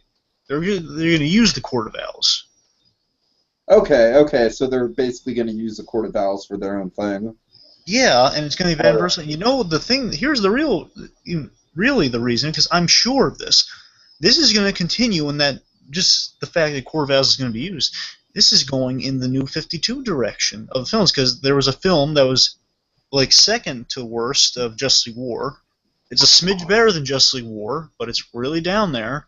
Batman, it's called Son of Batman. Oh, yeah, right. That film, not good, and I know in my gut that this is going to be continuing that with Jason Momoa's Batman and him with the unlikable... him with the Damian Wayne Robin. So if it's just going to be those two fighting during the Court of Owls, really? We're doing... First of all, just Batman vs. Robin is a stupid concept. Those two should not be fighting. I mean, unless you're doing like the Nightwing story, which still, I mean, you don't really call a movie Batman vs. Robin. It's just like the Nightwing origin or something. I don't know. Right. I hear you. It's a dumb title right off the bat. Batman Nightwing Origins. Yeah, I mean... Just Batman vs. Robin is a dumb title right off the bat, no pun intended. But you've got that. Then you're taking a great story, you're just going to use an element from that story just to have a bad guy that's really cool in your movie, which you're not going to address at all the true depth of the coolness. I don't think so. At least the way they're going about it seems wrong. Just hearing... Only two things have been revealed about this, I should remind you. I'm already this up in arms about it. Batman vs. Robin, and it's going to involve the Court of Owls.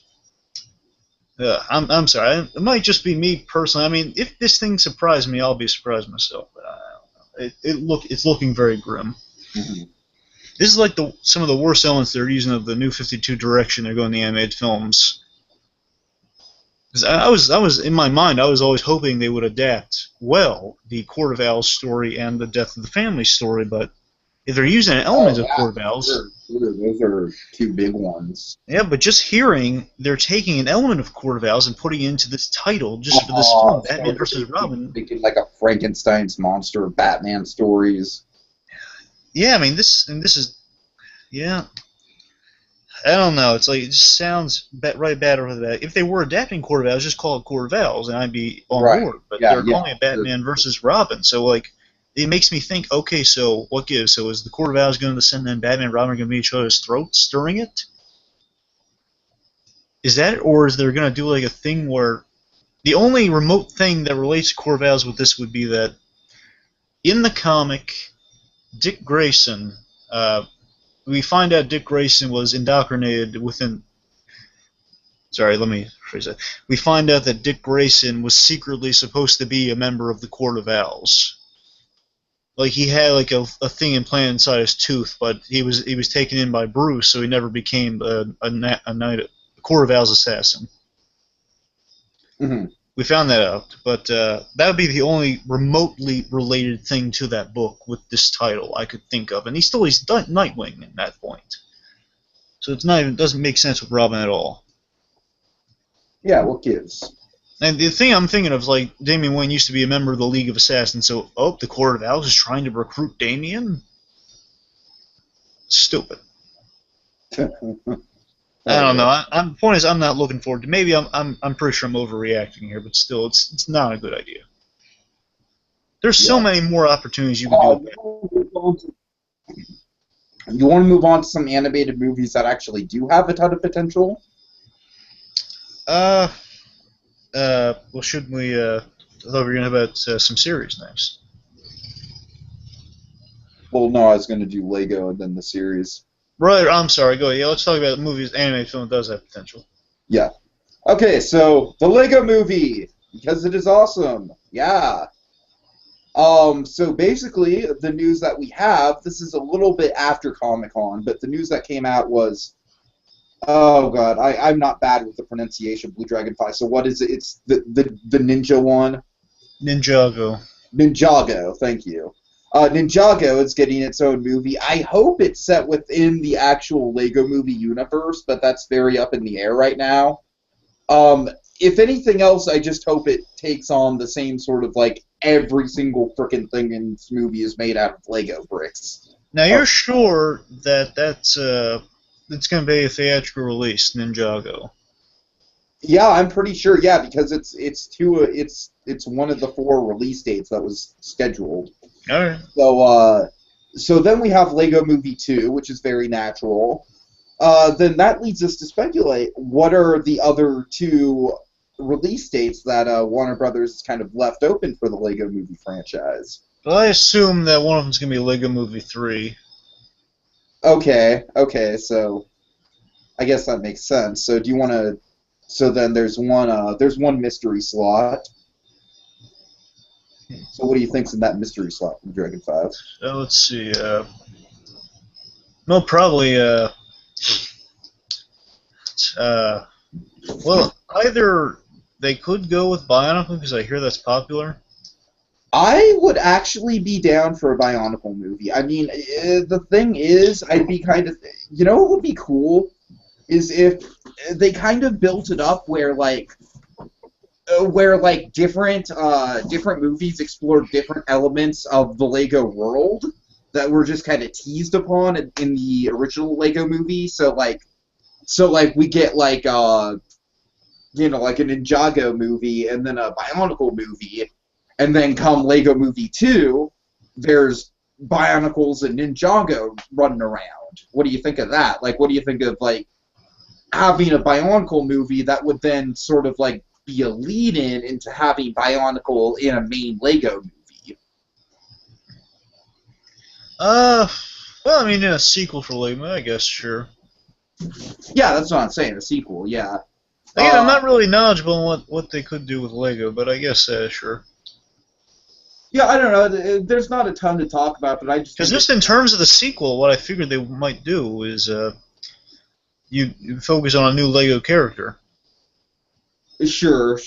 As I love Chris Pratt, I mean, you might have just to focus on new one because really his story's kind of fulfilled. It might be there, but I'm saying it'd be like a new league. I think have him as a master builder. You got to have the crew. Yeah. I actually think that the. I mean, he'd be Vesuvius or Vitruvius. Right. Sure. I actually think that the whole cast of the Lego Movie would work really well in an animated series format because all of those characters have a lot of interesting quirks to their personalities, and I'm assuming interesting backstories that you could really explore. But to be honest with you, another film I could see in the slot myself personally would be I doubt it'd be made, but I'd love to see a Justice League, or not Justice League, but kind of DC Lego movie. I'd absolutely love to see it, and I think all the pieces are pretty much in place from the Lego Movie already. Or, you know what they could do? Huh. This would probably, again, it's a long shot, but it'd be impressive if they did pull the Roger Rabbit and they had the Marvel Legos and the DC Legos meeting each other. Or even a DC and Star Wars crossover, or something like that, or maybe just DC characters going into different realms of pop culture. What do you think of that? Or they could just call it Heroes United, and basically all the hero-related Legos. Right. and Milhouse leads them all. Or basically your main, I guess your main plot for that movie could be the heroes are it'd be a satire on superhero movies or like the adventure films. Oh yeah, sure, sure. I don't know, but I mean, I guess Lego Star Wars is always a well, no, Lego Star Wars is very well, I should mention I love Lego. Legally, I'm assuming. Oh well, I love Lego They Star did Wars. get Han Solo into the first one, and Billy D. Williams is, is Right, man. Marvel, yeah, you're right. Because actually, Disney has a Lego series on with Star Wars currently. What? Disney, they have a series. It's not. I don't know if they discontinue because unfortunately it takes them a long time to make these episodes. But when they do, they're really great. Mm-hmm. It's called Yoda Chronicles currently, but it was just basically they did these Lego shorts with Star Wars characters, and they're really good. And I like them. Okay. But I mean, those were great. I'd love to see more of those because they actually play with the Lego idea, like you're using the Force to deconstruct things and put them together. Or hell, it'd even be fun to see like a sci-fi parody in Lego form, or even a horror movie parody. Like, there's so many things they could do with it. That's what makes the Lego universe so fun. Yeah. All right. A lot Well, of options left. anyways, so you want to get into the TV realm of things? Sure. So this kind of getting back to DC here in terms of TV. We got 4 shows, real quick to go through. First of all, let's Constantine. Not much announced there. I'm just referring to the trailer. We had got back. They're basically a supernatural detective. That's pretty much it in a nutshell. I think you and me can both agree that we are not really into this at all. Yeah, really. I don't mean to sound harsh to Constantine fans out there, because I know he does have his following, but I don't care. Right. I'm sorry. I don't care. I respect you guys. I respect the character. I'm not into it. The supernatural stuff is kind of supernatural and magical stuff's kind of a tough sell for me, especially with Constantine, because he's. Oh, I've been trying to sell you on Walking Dead since I met you, and you haven't been on that yet. Look, so. I'm sure if I read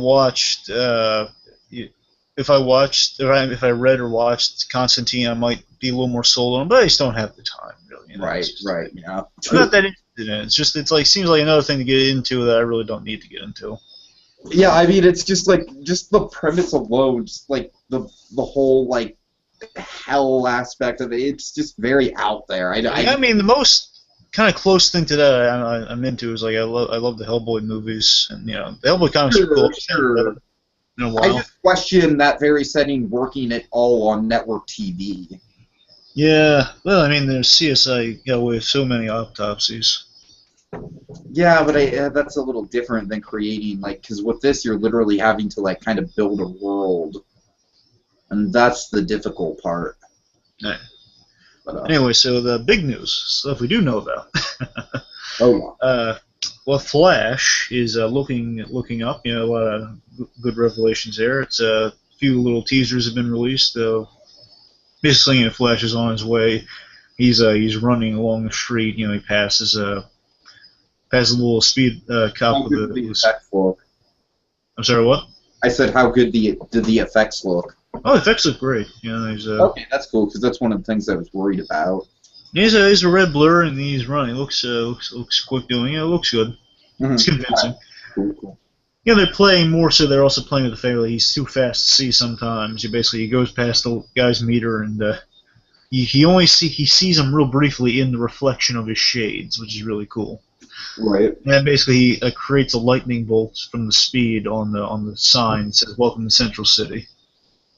Nice. It's a nice little nice bit there, and they do have plans for this series. It sounds really interesting to me.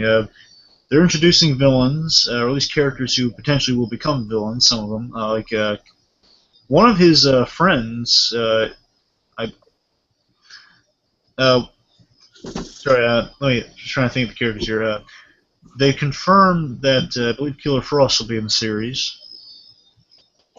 Now, I don't know if I remember this wrong or not, but I could have sworn that one of his friends, one of his scientist friends, is going to become Killer Frost. I'm not sure if they're going to play with that or not.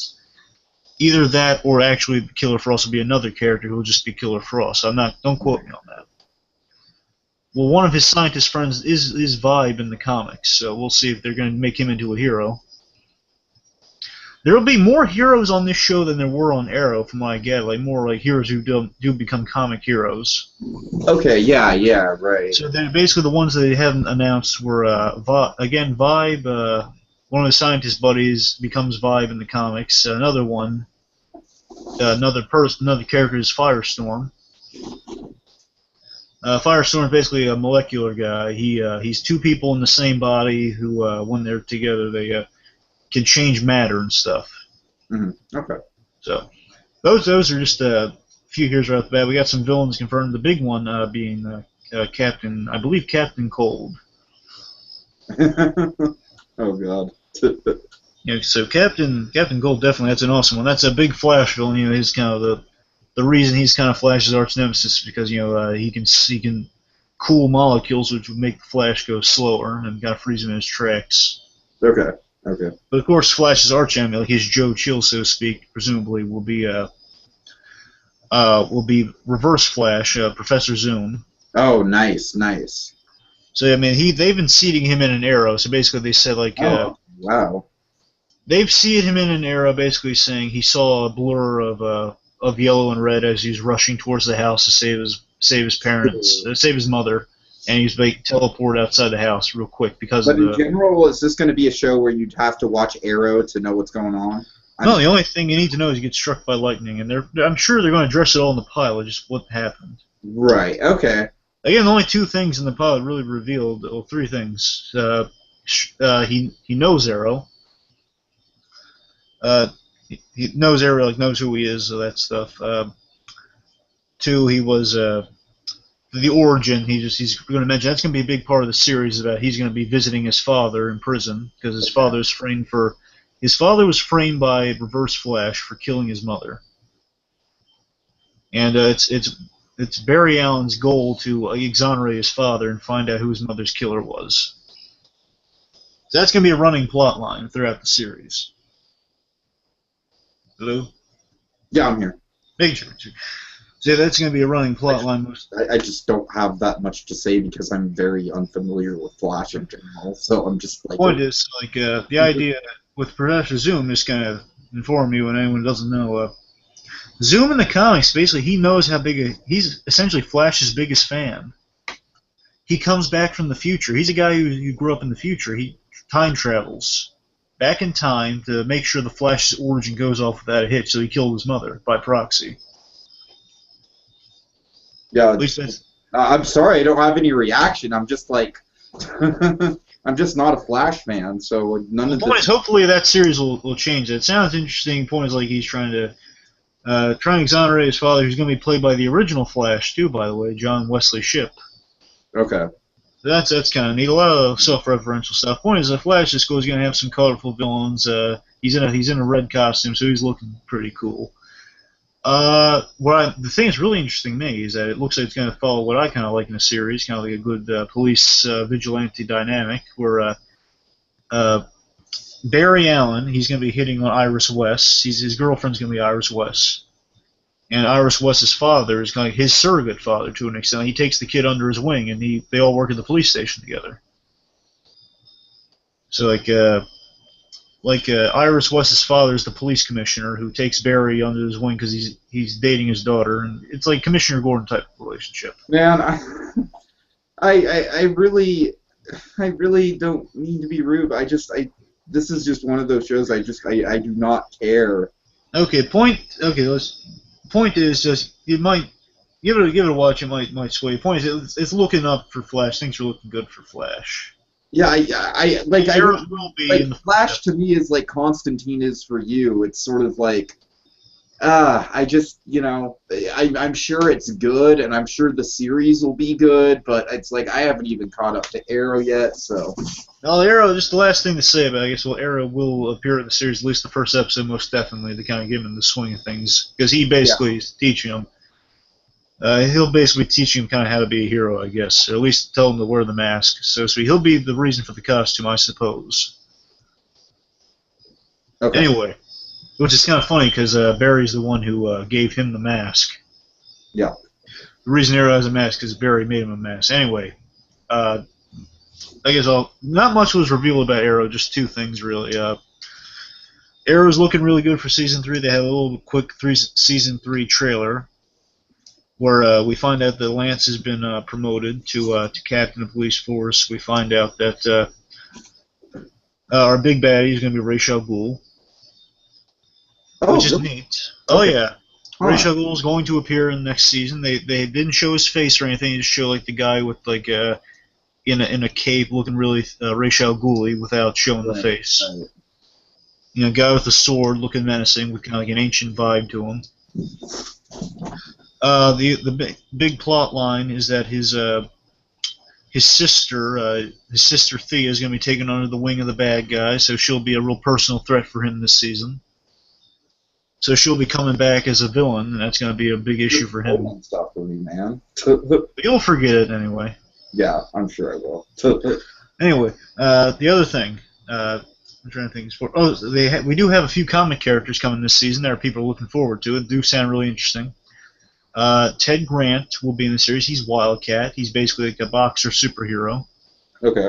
And presumably he's going to be training one of the girls in the show, Laurel, into being the new Black Canary, which could be cool. Okay. Yeah. Cool. Right, and the other thing, the big thing, is that Brandon Routh will be included in this season as a big character, kind of our DC's Ant-Man, pretty much, Ray Palmer. Well, that gets me a little interested. He was the original Ant-Man, pretty much, the Atom. He's going to play a guy who, in the comics, becomes the Atom. Whether he'll do it or not, we don't know. But the point is, he's a scientist who's going to be taking interest in Green Arrow's company. I just like Brandon Routh from his role in Scott Pilgrim. Very small role, but very stole the show.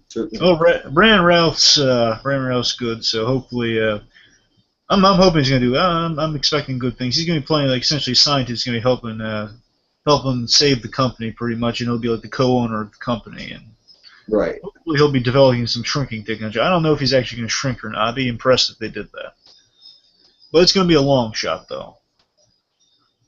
But I guess I think that sums it up. But also a thing to mention is that the Suicide Squad may be getting a spin-off. We don't know. I'd be all for that. Just seeing Assault on Arkham featuring the Suicide Squad, I'm psyched for that. If they do that, Suicide Squad, a team of bad guys forced by Amanda Waller.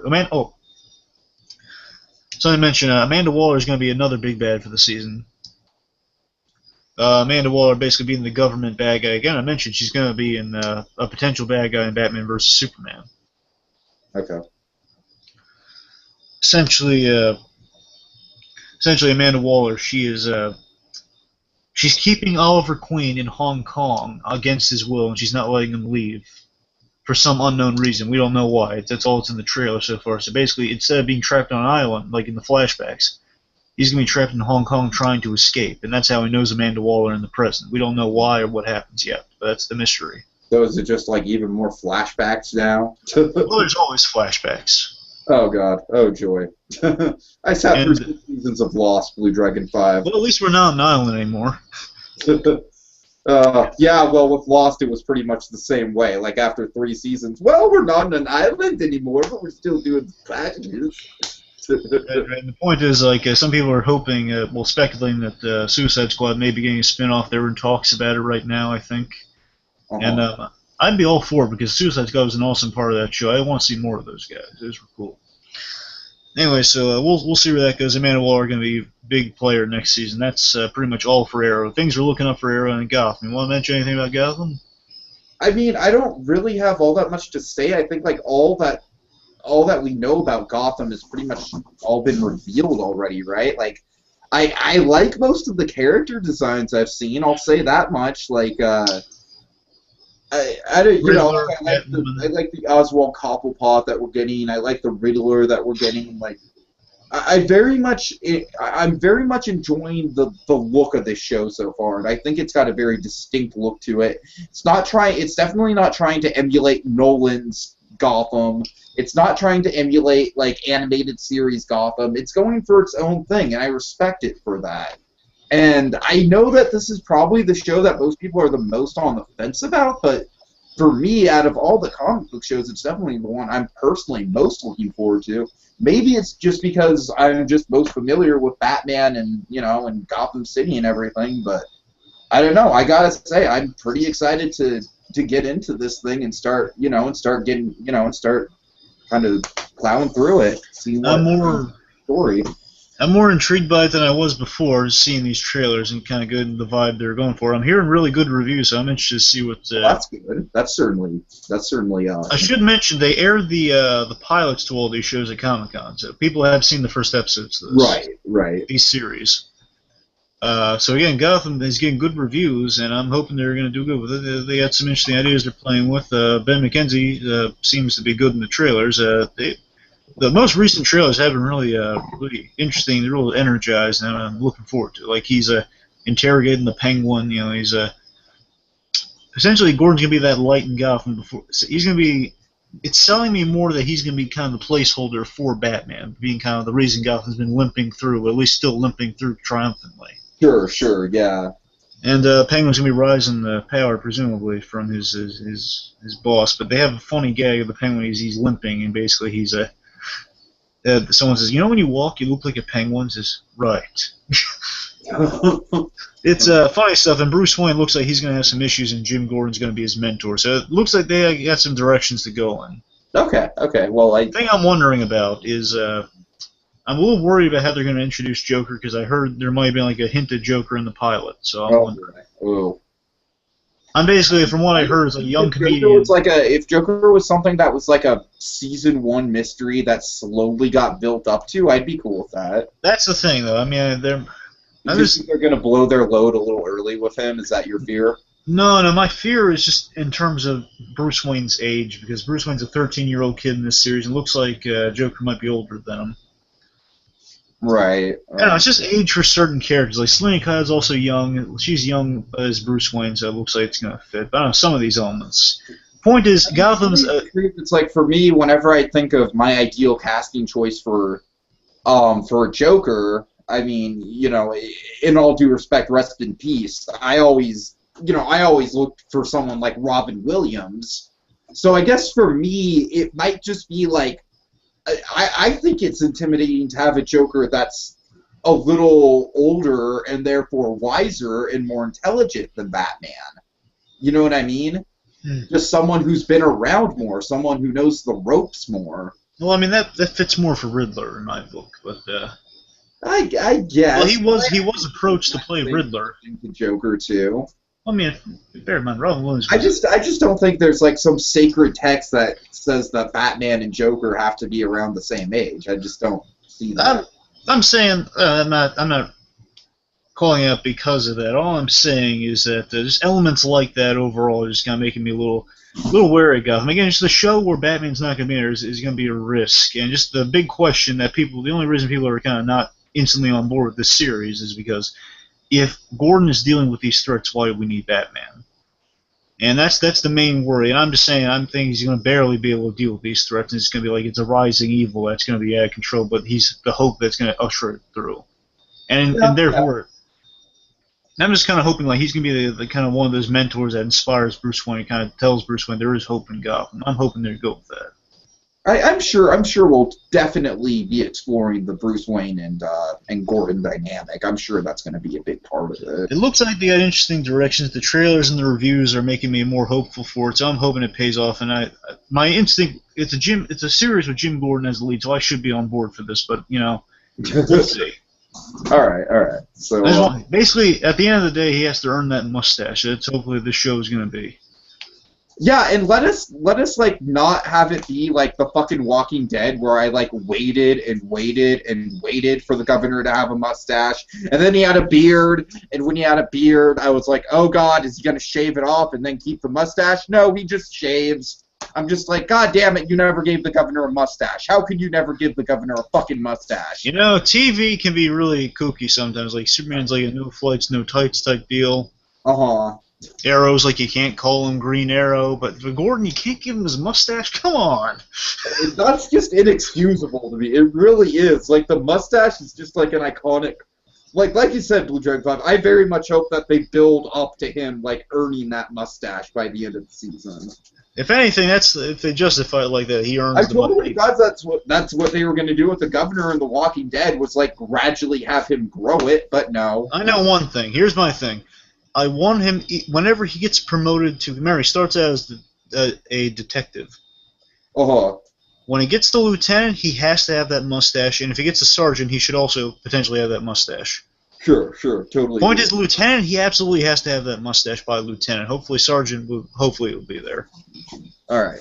Anyway, so that's pretty much it for DC's DC on television.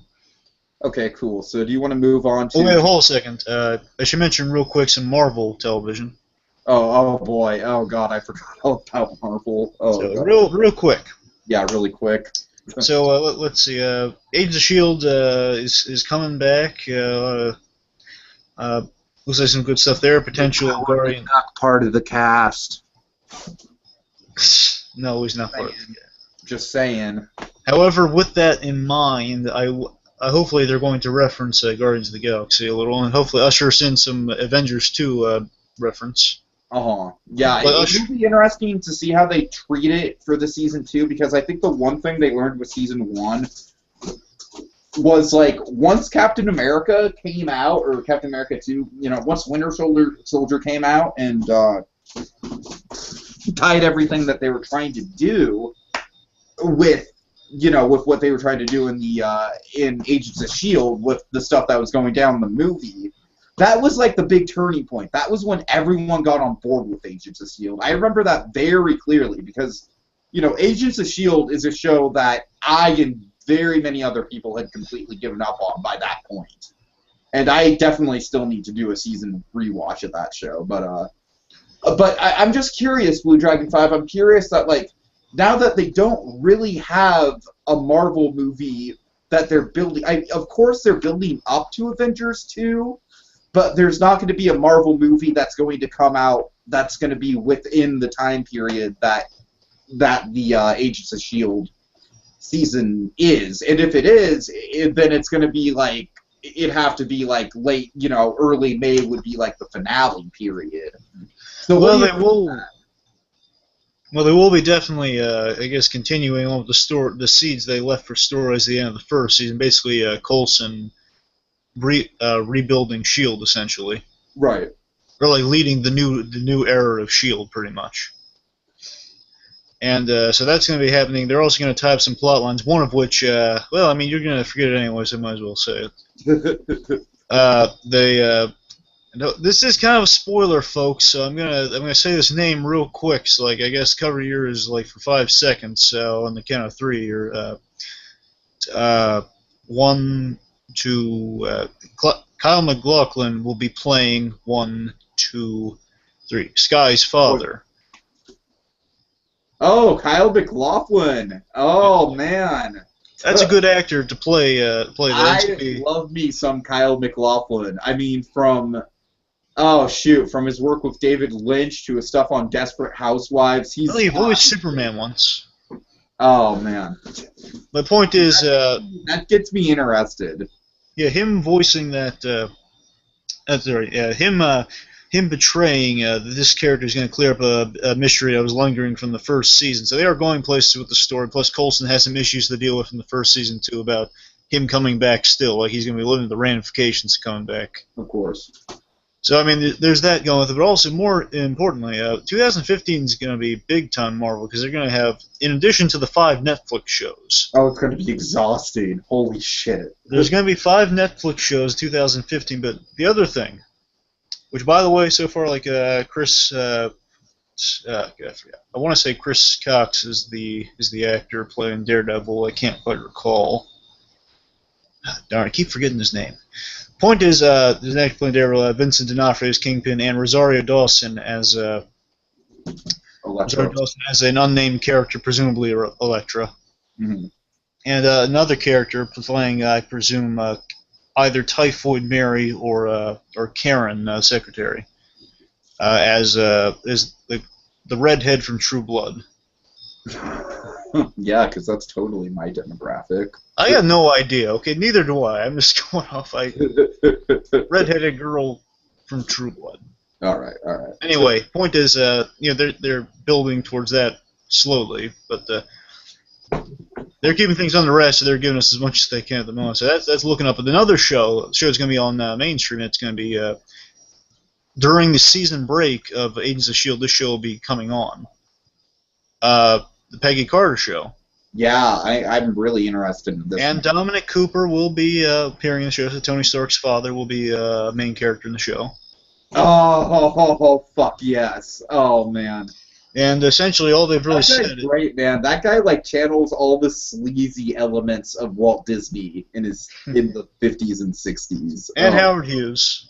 Of course, of course. And essentially, what they've said, the premise of that show is that it's going to be Peggy Carter kind of dealing with the... It's going to take place in 1946.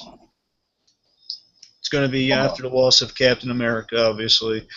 It's going to essentially take off from that short she had, where she's working for the SSR, basically the Super Soldier Reserve Program, the Army, the Army division before S.H.I.E.L.D.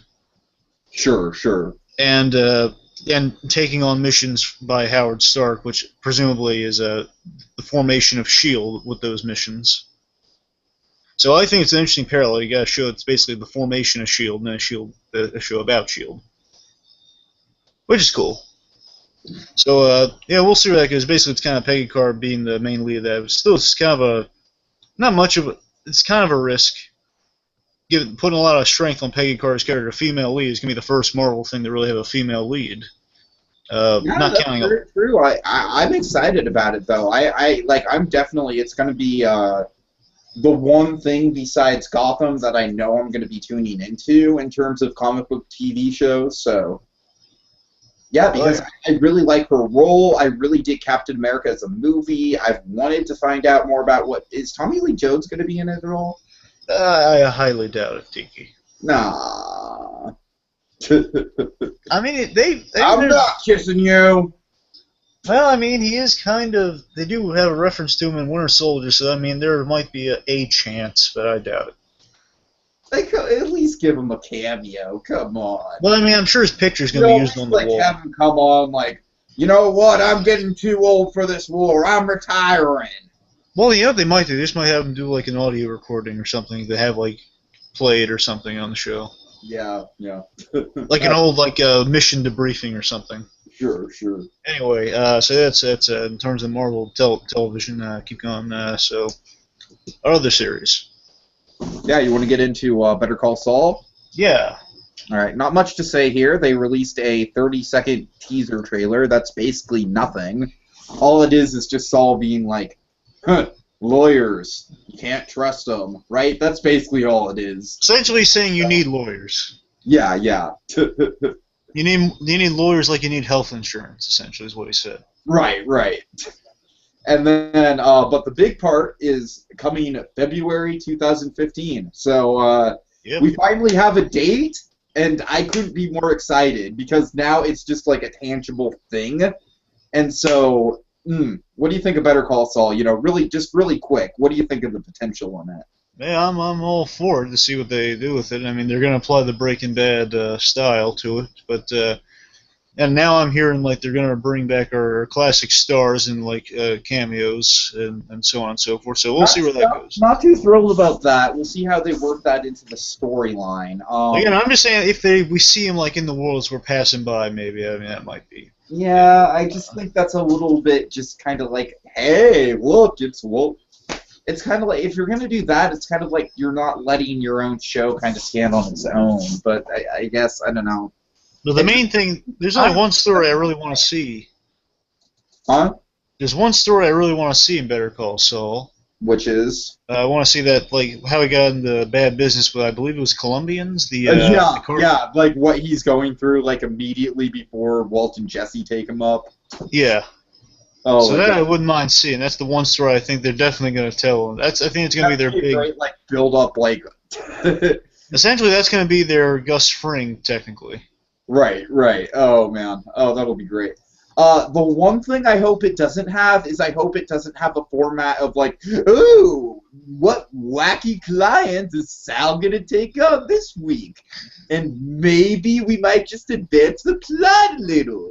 Well, I think that's going to be the basis for a few episodes, but then they're going to go places with it. So it's going to build. It's just going to take some time with a few wacky clients. Right, right. And it's like wacky clients are fine. It's just like, at least give us really solid character development while we're dealing with the wacky clients.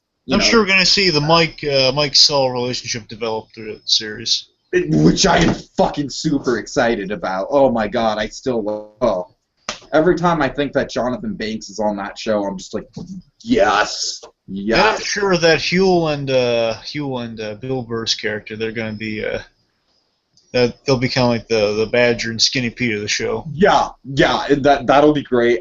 You gotta have Honey Tits in there too. That's what you remember from. That's how you remember that woman. I think it's endearing. You think it's? He thinks it's endearing. Okay, continue. Okay, so anyway, yeah, that's basically it. Just Better Call Saul, 2015 February, yay. Yada yada. So next show would be Bates Motel. Indeed, which me and Blue Dragon 5 have a whole talk show on, Talking Mrs. Bates. But we didn't really get that much out of Comic-Con, but what did we get, Blue Dragon 5? Yeah, we got some fun stuff. We get to see Freddie Highmore there, a lot of big names. Also, in terms of what was revealed, in addition to Freddie Highmore having graduated from Cambridge, so good for that kid. Yeah. And I should mention, in case anyone's unaware, he's actually going back to redub. Now his big majors like in speaking different languages. I think he can speak like 17 languages or something. I forget. Oh wow, that's crazy. Well, he can speak a lot of different languages. He's going back and redubbing the translations for Bates Motel all across for the first season, and presumably season 2 also. Yeah, anyways, that's an undertaking. Oh yeah, so let's see. The news that was announced. I should mention someone who the panel was there, including Vera Farmiga, Freddie Highmore, Emma. I forgot her name. Olivia Cook.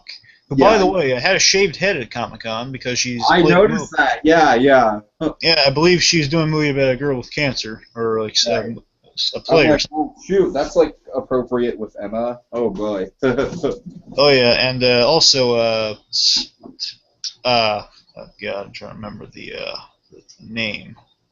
God, I can't believe I forgot his name. The actor that plays Norma's brother. Oh, I don't know his name either. Whatever. Well, you remember the character's name, don't you? Oh, the character? Shit, what is the character? He had a whole episode named after him. Oh, we're bad. We're terrible. I know his name. It was literally a whole episode. It had a K or a C, didn't it? Caleb. Sorry, folks. Sorry, it's been a while. Caleb was also in real life is an arm wrestling. To be fair, it's like they built him up so much, and then he ends up being in like 2.5 episodes the whole season. Yes. So it's like he is easy to forget. Point is, here's the reveals. Not much. Caleb will have a darker role. He always says basically they're going in really dark directions with Caleb, and he will be more present next season. Okay, well I'm excited about that because I basically thought that they just kind of blew their opportunity with Caleb last season. So. They have plans with Caleb. And speaking of characters who kind of left the series, they did say very directly Bradley will be back. So Bradley Martin will definitely return next season. I'm sure it's going to stir up a lot of issues. That's exciting. That's definitely, that's going to shake the snow globe. They also they mentioned in terms of Dylan's going to be presented with basically the option he was left with last season of. Is he going to die? Well, actually, I think we're going to have to. I'll tell you about it later, but I have some plans for Bates Motel, Talking Mrs. Bates next season, but we'll discuss that at some other point. But anyway, point is, Dylan will have some decisions to make in terms of whether he's going to run the drug business or not. The point is, what they did say about the series for next season will be that there's always going to be some evil in White Pine Bay with a power vacuum in White Pine Bay. So basically, now all the bad guys are dead. They're gonna play with the ramifications from the first. They're definitely gonna play with the ramifications from the end of season 2, where basically all the bad guys are dead. Right. Sure. And there's a power vacuum, and Dylan's presumably going to try to fill that vacuum per Romero's training, is what we're led to believe. So whether he does that or not, whether that goes well or not, we don't know. But the point is they're going to play with that. Okay. And they said something worse is coming. Or they implied that some really bad stuff's coming in place of that power vacuum. Oh, okay. And also, speaking of bad stuff on the horizon, Norman, the thing that you're going to be playing with Norman is that he now knows that he's got some evil inside him. He's got a monster inside him. Now he's aware that he's capable of really great and terrible things. Yeah, and that's going to be really interesting because it's just one of those things that he's kind of been coming to grips with the entirety of the series thus far, and now that it's kind of like an open book to him, definitely take on some interesting character traits based on that.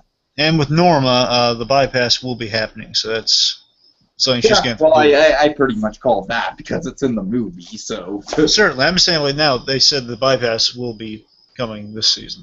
Okay. That's pretty much all the Bates Motel news. It's looking really good, looking really interesting. They said, I think they said that this season they're looking forward to most.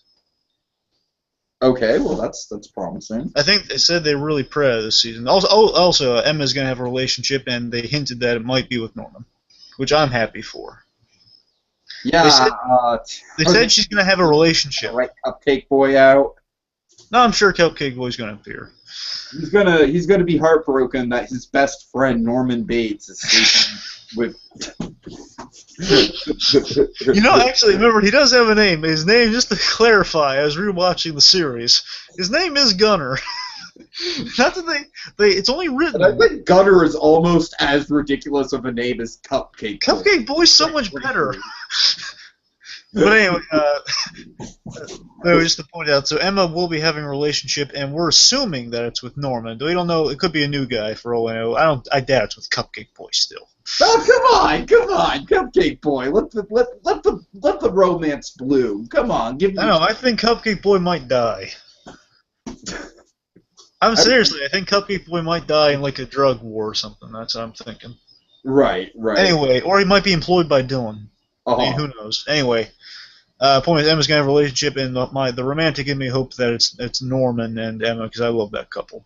Yeah, of course. Anyway, continuing forward, I guess that's all. It's Bates Motel. It's really looking up. Okay, yeah, definitely, for sure. You want to get into a couple bits of Nickelodeon stuff? Sure.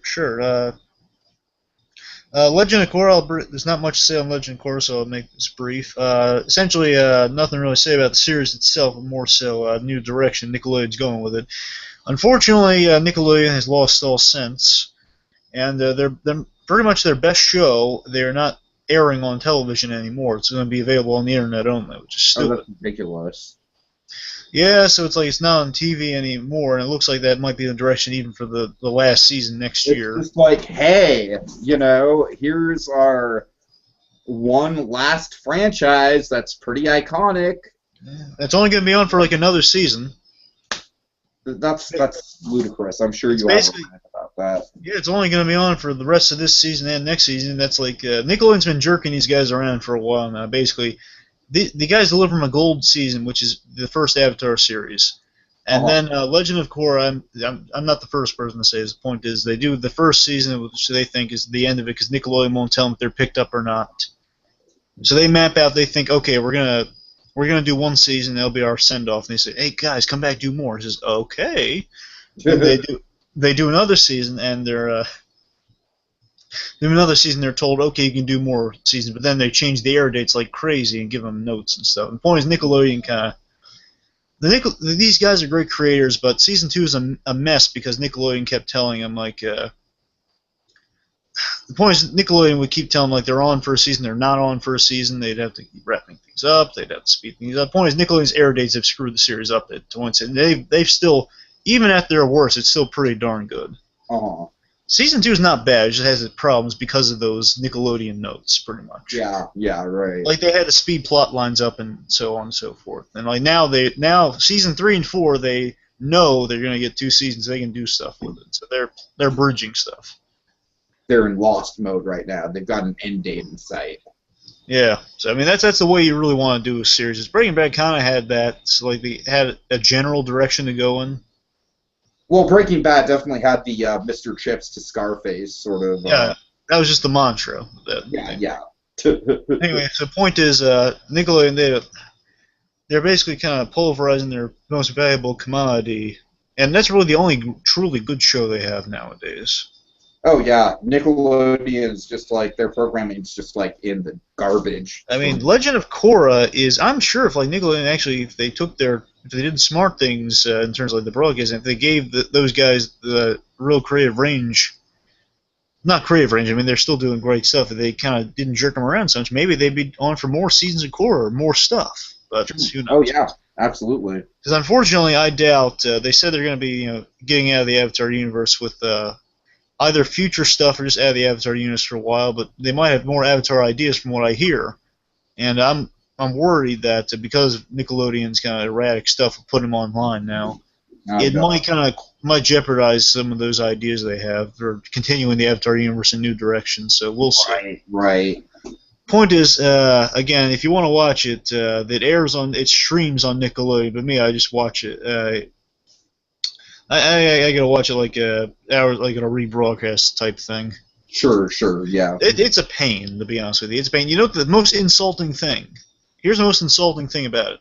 The thing that just makes me and my friend mad. My friend's a big Korra fan. Big Avatar fan. One day we're waiting for Korra to come on. The show before that is this crappy new show they got on. Oh God! It's a live action show. It's basically like a really. Sorry, it's just so hard to say. It's like, what if Sabrina the Teenage Witch was like a drama that sucked? It's like it's a show basically about people with magic powers, and it's like there's no laugh track. It looks like there are gags in there, but they're treating like a drama. There's nothing good about this show. I'm watching like literally 5 minutes of it, waiting for Korra to come on. With my buddy, and we're like, what the heck? There's no laugh track. There's no nothing. And here's the insulting part. In place of Korra, half-an-hour show, it's now on for an hour. This crappy witch show. Oh. It's on for an hour. In place of truly good storytelling, and plus the thing I should mention real quick about Korra was that the way the season was going, it looked like it was going so well before because they aired 2 episodes and the schedule kept changing. Right. The original schedule was going to be 2 episodes per week minus 4th of July. So I was so happy that because I was getting a full hour of great storytelling for each Korra episode. Of course, yeah, sure. But then they changed it. Then it's 1 a week. Okay, I'm still getting Korra of those. That's good. But then it says, okay, now it's online. What? It's ridiculous. Point is, that's really all I can. It's all really revelations to be said about Korra. And good stuff. You got a season to go, and it's looking up. In terms of storytelling, it's really up there, and it's pretty much it for Nickelodeon. The other thing about Nickelodeon, the next story with it would be you want to take Turtles? Yeah, sure. Take Turtles. Have you seen the new one? I have not seen the new one. Have you? You're a wise man. And I am also a wise man because I do not waste money on movies that I know am going to be bad. However, to be fair, the series I mentioned that Nickelodeon doesn't have any good series on, but this really barely counts as Nickelodeon because it's on their Nicktoons section of the network. Right. The Ninja Turtles, the cartoon, actually isn't half bad. I don't think I was harsh on. I'm just not a Ninja Turtles fan. It just looked a little odd in their Teen Titans-ish style. yeah, I hear. But really watching it again, I've barely seen anything, if ever, of the Turtles. It looked interesting. I gotta give it that. People like it, and it's still on, so it's still coming up for more series. So people like it. That's another good show, I guess. But anyways, basically, just really quick, new TMNT getting a sequel. Blue Dragon 5, who do you think is going to be the villain? Is it going to be Shredder again? I would hope not. I would hope that they'd have the balls to go in another creative direction. Well, it's always Shredder. I don't know. Well, I mean, the other again, I know very little, but pretty much all the education I've really gotten from Ninja Turtles is from this new series I've been watching like now and again. Uh-huh. Pretty much a villain I could think that could be the villain that kind of struck me as cool would be the Krang. Yeah, Krang. I think Krang is definitely the villain that people want to see. Um, I also think Bebop and Rocksteady would be okay. I think I, Baxter I just, Stockman would be really good. well, I assume that the again from the trailer, the William Thickner character everyone thought was going to be Shredder. That guy. Remember he used the bank teller Yeah, from but the. that does not turn out to be the case. Yeah, that guy. Yeah, the one. Yeah, that guy. Originally, I just thought, just watching the trailer, I thought, okay, well, if he's not going to be, if he's not going to be Shredder, I guess I assumed. I didn't know who Baxter Stockman was, so I just assumed he was going to be. I knew who the Krang was, so I assumed he was going to be the Krang. I was thinking that could have been kind of cool if he's like a he's an alien vessel of the Krang or something. Yeah, but and also I could be wrong about this, but I don't think that Casey Jones is in the new movie at all. I don't hear that he is. Which to me is just weird because it's just like that is like easily one of the big fan favorite characters in Ninja Well, to be Turtles. honest with you, they'll probably squeeze him in next movie, whether we like it or not. I would no, I think you need Casey Jones in a Ninja Turtles movie, so I would like to see it. I'd actually like to see the new movie be at its heart the relationship between Raph and Casey. What do you think about that? Well, I mean, it's an option, but to be honest with you, just me being a complete novice to Ninja Turtles, you know how I would approach a Ninja Turtles movie? Hmm. Again, being a novice, and I respect the fans of all their core. I mean, I think Ninja Turtles is kind of a cool concept. I just could never get into it. It's too rich in history, I guess.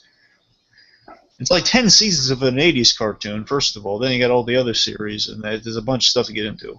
So, I mean, respectfully. Yeah, I was a '90s kid, so I watched the hell out of that '80s series. So, respectfully, I mean, I had Batman in place of Ninja Turtles. I kind of went in that direction. So, again, I respect the Ninja Turtles as a concept with the fans. But anyway, so as a novice, here's how I would go into it. Just what I know about the Ninja Turtles.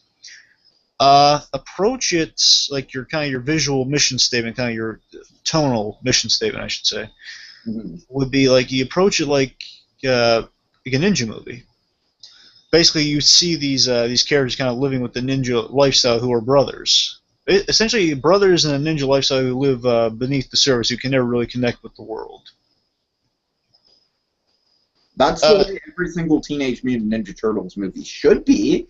I don't know why the whole ninja element of the Ninja Turtles is so often lost, and I hear it's especially lost in this new one, so... Essentially, guys who were like trained in the... essentially, you approach it like kind of these guys who are ninjas who fight crime, but they can't really connect with the world, and they regret that, but they're brothers, and that's kind of their... They have like a brother dynamic, like, this is my... Sort of like we live among the sewers type dynamic. We're still all brothers and buddy, and yeah, we kind of would like to breach out into the world, but we don't. We just commit to the ninja way of Splinter imparts on us, and Shredder would be there. Maybe a way to play Shredder would be he would challenge him, saying, "Why don't you breach out into the outside world?" Type thing. Like he would be the one that kind of encourages them, like to go out in the fedora hats and stuff, and then basically kind of a ploy. Right. And maybe if you really want to take it in a dark direction, this would be a dark direction. What if because of that, to make Shredder a real big bad, what if he killed Splinter? Yeah, I mean, I just don't know about Shredder though, dude, because I don't even know if Shredder survives the first movie. Well, I'm saying now the ship is sailed. I don't think they would ever be able to do that. I'm saying if they were to do it. Yeah. So you're saying like in a future reboot? Yeah. Again, okay. I like Splinter. I'm just saying that. I'm sure that this is not the last live-action TMNT franchise that we are going to get, in spite of the fact that it's getting a sequel. Let's just put that out there right now. Exactly. Again, I'm just saying, like, when I say kill Splinter, it's an option. It's an idea. I'm spitballing an idea there. So it's one of those things that I'm surprised has not been considered more within the mythos of TMNT, because you think that that'd just be like a natural character thing. Because I love the idea. Again, the new cartoon is pretty much all I've got on Ninja Turtles. I like the idea that Splinter knew Shredder and how they're former former friends that turned enemies. And what I'm saying is, what if he had kind of like a Hellboy type death, where Professor Broom gets killed by the friend to kind of he accepts death to strengthen his children. Sure. Yeah. That could definitely work. Basically, he bonds the turtles into like they're arguing, they're bickering like brothers, and you kind of realize, okay, we're part of it. This ninja way wasn't just imparted on us because we're raised by this guy who basically took away our freedom. No, it's because we're meant for something better. Right. We're continuing a legacy of the old ninja way that Splinter was raised in, I guess. I don't know. They could play like a code of honor within New York. Okay, I hear you. Anyway, I'm again, that's complete novice. Just throwing out some ideas.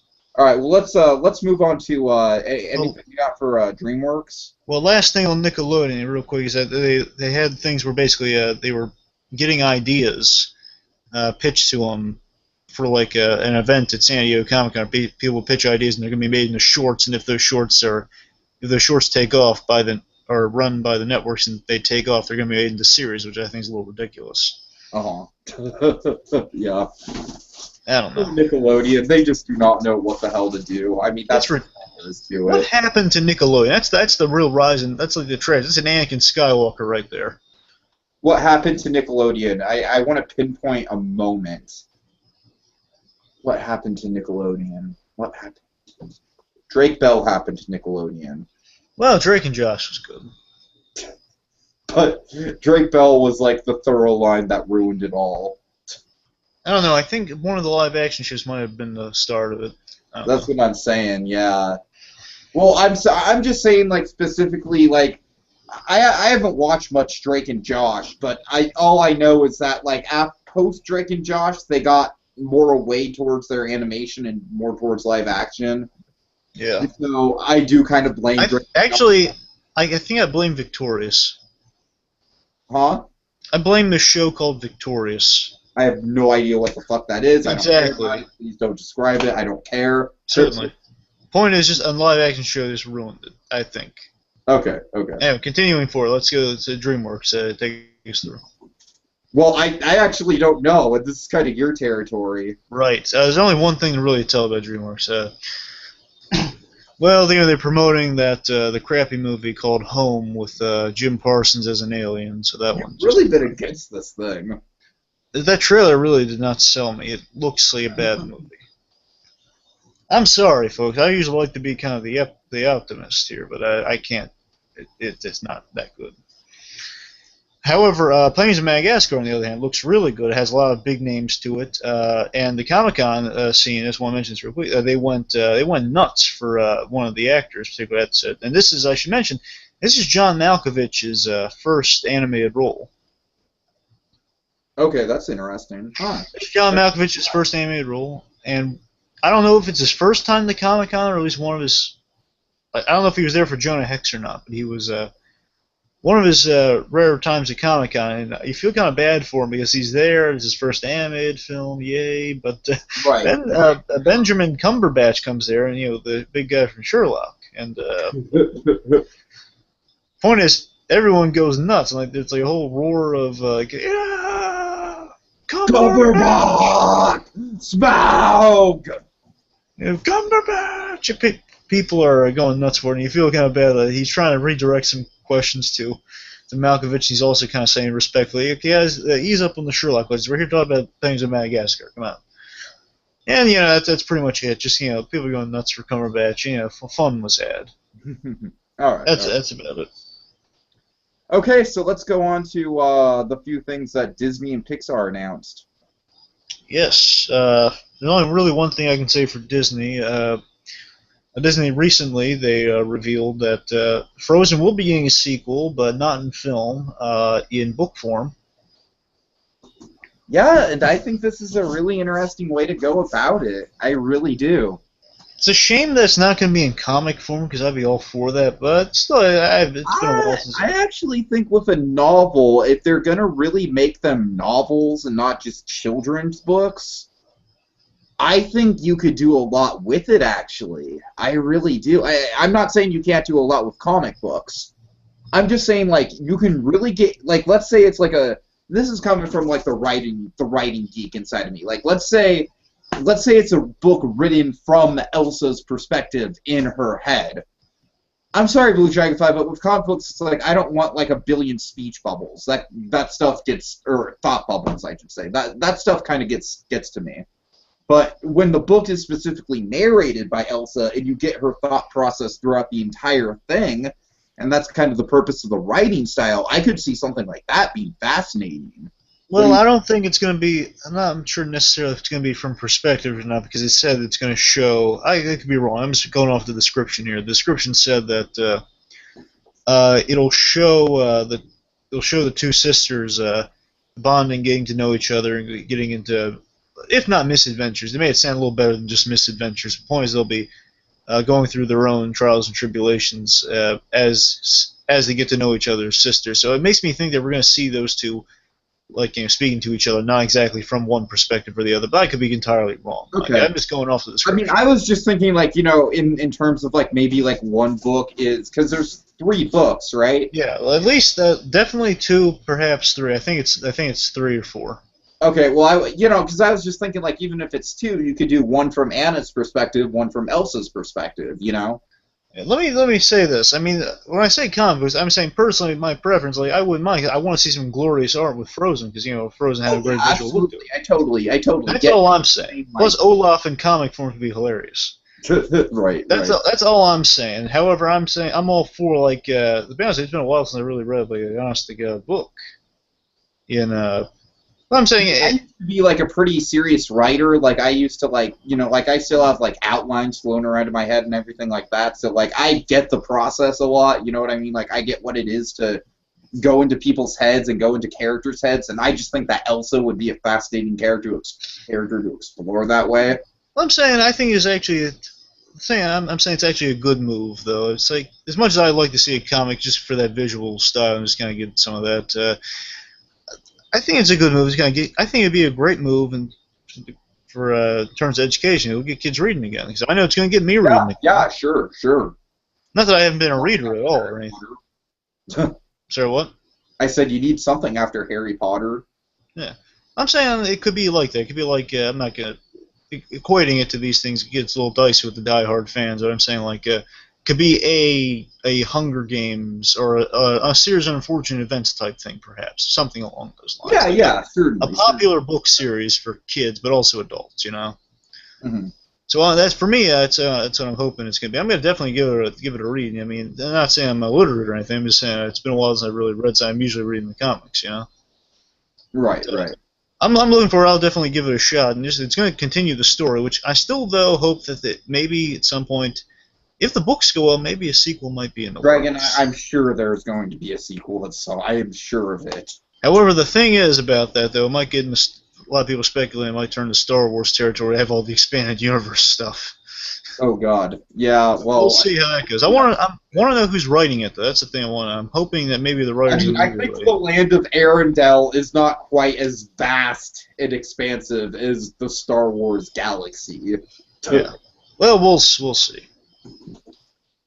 Anyway, so I guess we're taking to Pixar now. Yeah, go for it. Oh yeah. Okay, so where to begin? So Pixar had announced Toy Story was going to have another special. They had a special beforehand called Toy Story of Terror, but now they have one coming out this year for December, presumably Christmas, called Toy Story. Not for us. I'm sorry? I said appropriately enough for us. Oh yeah. This one's going to be called The Toy Story That Time Forgot. I love that title. I really do. Oh yeah. Now I want to mention a few things about this. Now, Tiki, have you looked up anything about this? All I looked up was the designs of the new toys. Right. And the general sort of basic plot. Right. I gotta tell you, originally, the thing, I have an odd reaction to this. It's that it's a little different than what I was expecting. Because I get that my grandmother also, she's been dying for a Toy Story Christmas special. She loves holiday specials and she loves Toy Story, and she's always wanted Pixar to do Christmas specials. Yeah. Yeah, and anyway, so I'm kind of in the mindset with her. Like I'm just expecting kind of a classic thing, where basically the toys are around Christmas time, just doing mundane things around Christmas time. Sure, sure, but instead, Yeah, Summer gets a little different, but I just let me preface it by this saying I hope that, despite this great story, it is really awesome. It sounds like an equally awesome story. I just hope it still relates to Christmas. I'm sure they'll tie it back. Yeah, I mean, it does relate to Christmas because these are new Christmas toys, you know what I mean? Yeah, that's it. I'm hoping that at least I'm hoping there's like a bit of a holiday message to it, not just an awesome I think farce. it is. I think the holiday message with it, because I can remember very clearly at Christmas, like this is just going back to me personally, but I can remember like getting these flashy new toys, you know, and then like they'd be great for like a couple weeks, but then when it came down to it, you know, you still got your damn Lincoln Logs. Well, I guess with me, I was the creative type, so I didn't really have like Woody or Buzz or any of those type of toys. I was more like Legos, Lincoln Logs, that type of shit.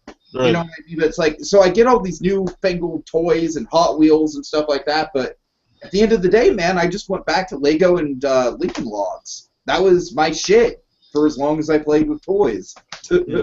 Well, let's just say that so all our guys are coming back. Well, I mean, our Buzz, Woody, and Jesse are definitely coming back, and Mr. Potato Head. So we don't know if all the characters are gonna have a speaking role, but yeah, presumably they'll all be back. I all I know is that I could care less about any of them except Wallace Shawn. Right. Wally Shawn he's a big player in this. Like Wally as much as Shawn. Wallace Shawn is in it, I will be happy. It could just be Wallace Shawn and no one else, and I would be happy. So,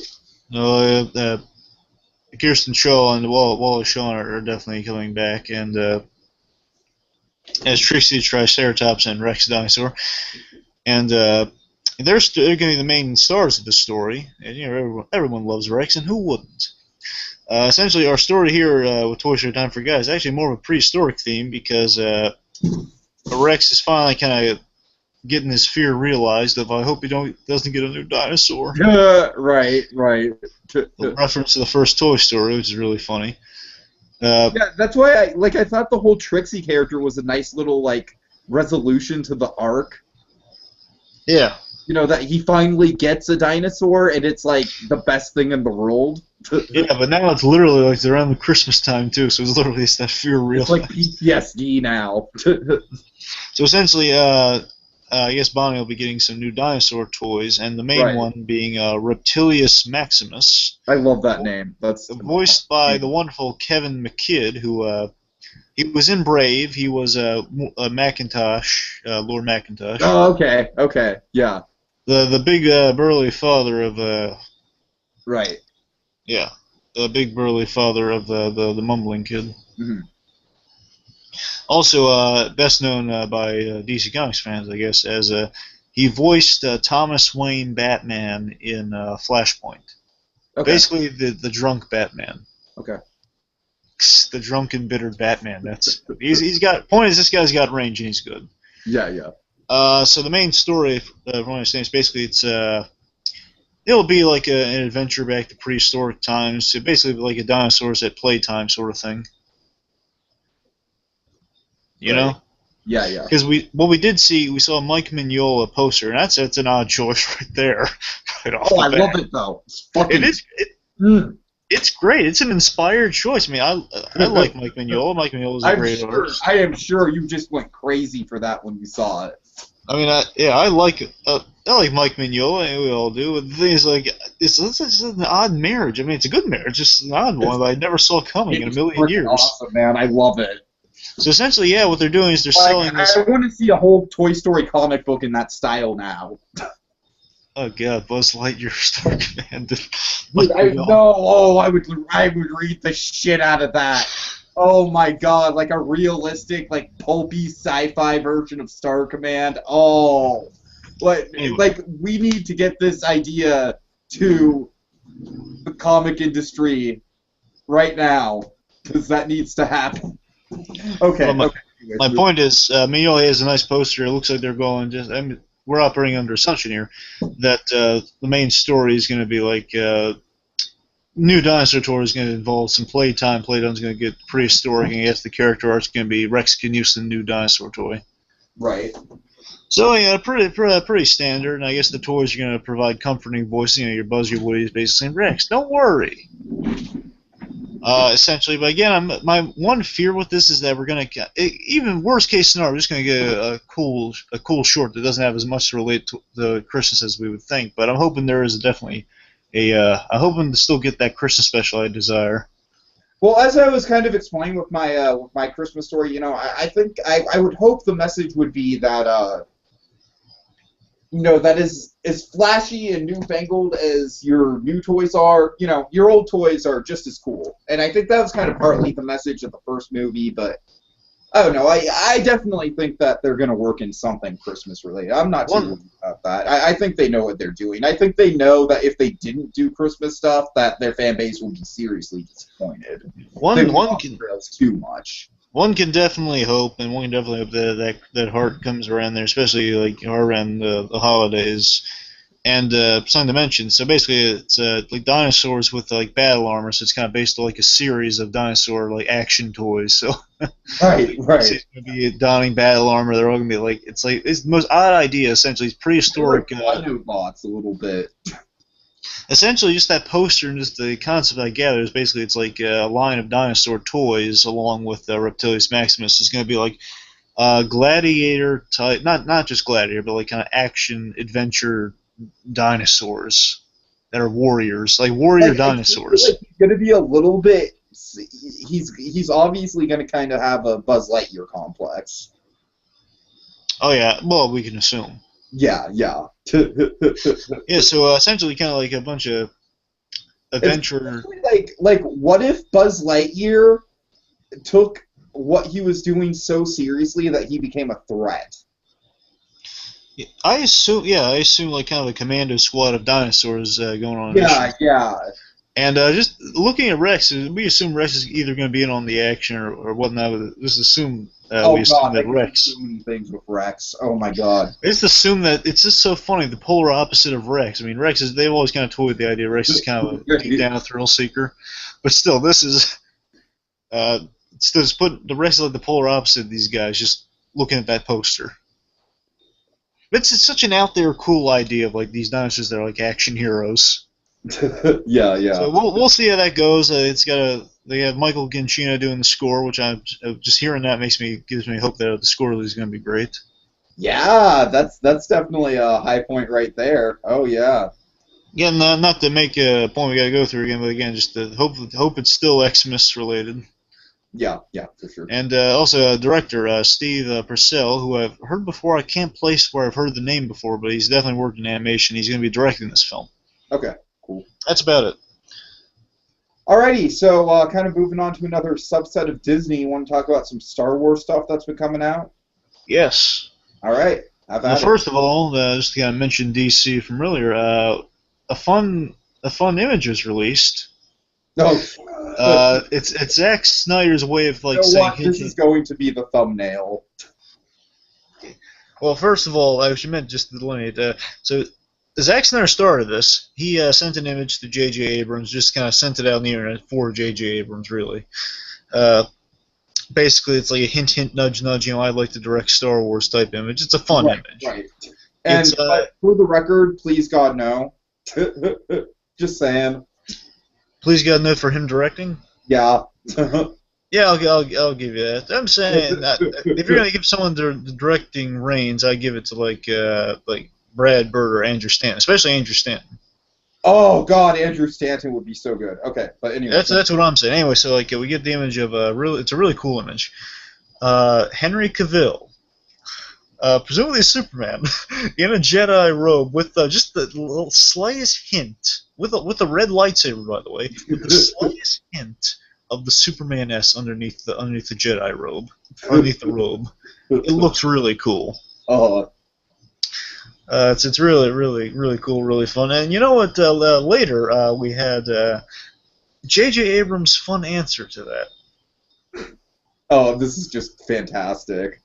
Which is completely random. You'd never think of it in a million years, but here it is, and it's so fun. It's it is, and I kid you not, folks. Look up the image yourself.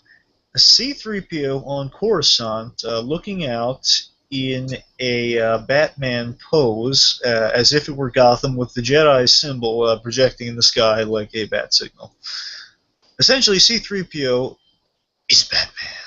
He's Batman, pretty much. Somebody knows where he is, and if you do not tell me, then I will kindly drop you off of this balcony, kind sir. Do I look like a battle droid to you? Or my favorite one, what are you? I'm C-3PO, human-cyborg relations. R2-D2 is Commissioner Gordon. That's what I'm thinking. Oh my god. And with a mustache. Yes! Fuck yes. I just made like a little mustache attached to the red eye part of him. Anyways, it's a funny answer to him. Just it's fun. Like where else but Comic Con could you get an image like that, or a mini fun rivalry like that? So fun. Anyway, it's a glorious energy. Yeah, that should definitely be our fun. That's so absurd. C-3PO is Batman of all people. You'd think Han Solo, but no, C-3PO. Yeah, Han Solo would be boring. That would just make sense. I never said thank you. It's just, well, the odds of it were, just never tell me the odds. Okay. Anyway, let's see. That's pretty much. Oh, Star Wars, though. I should relay the actual Star Wars news. Yes, yes. So, in addition, J.J. Abrams of late, he's been kind of good for J.J. Abrams. He's been getting attention to like a charity, specific charity.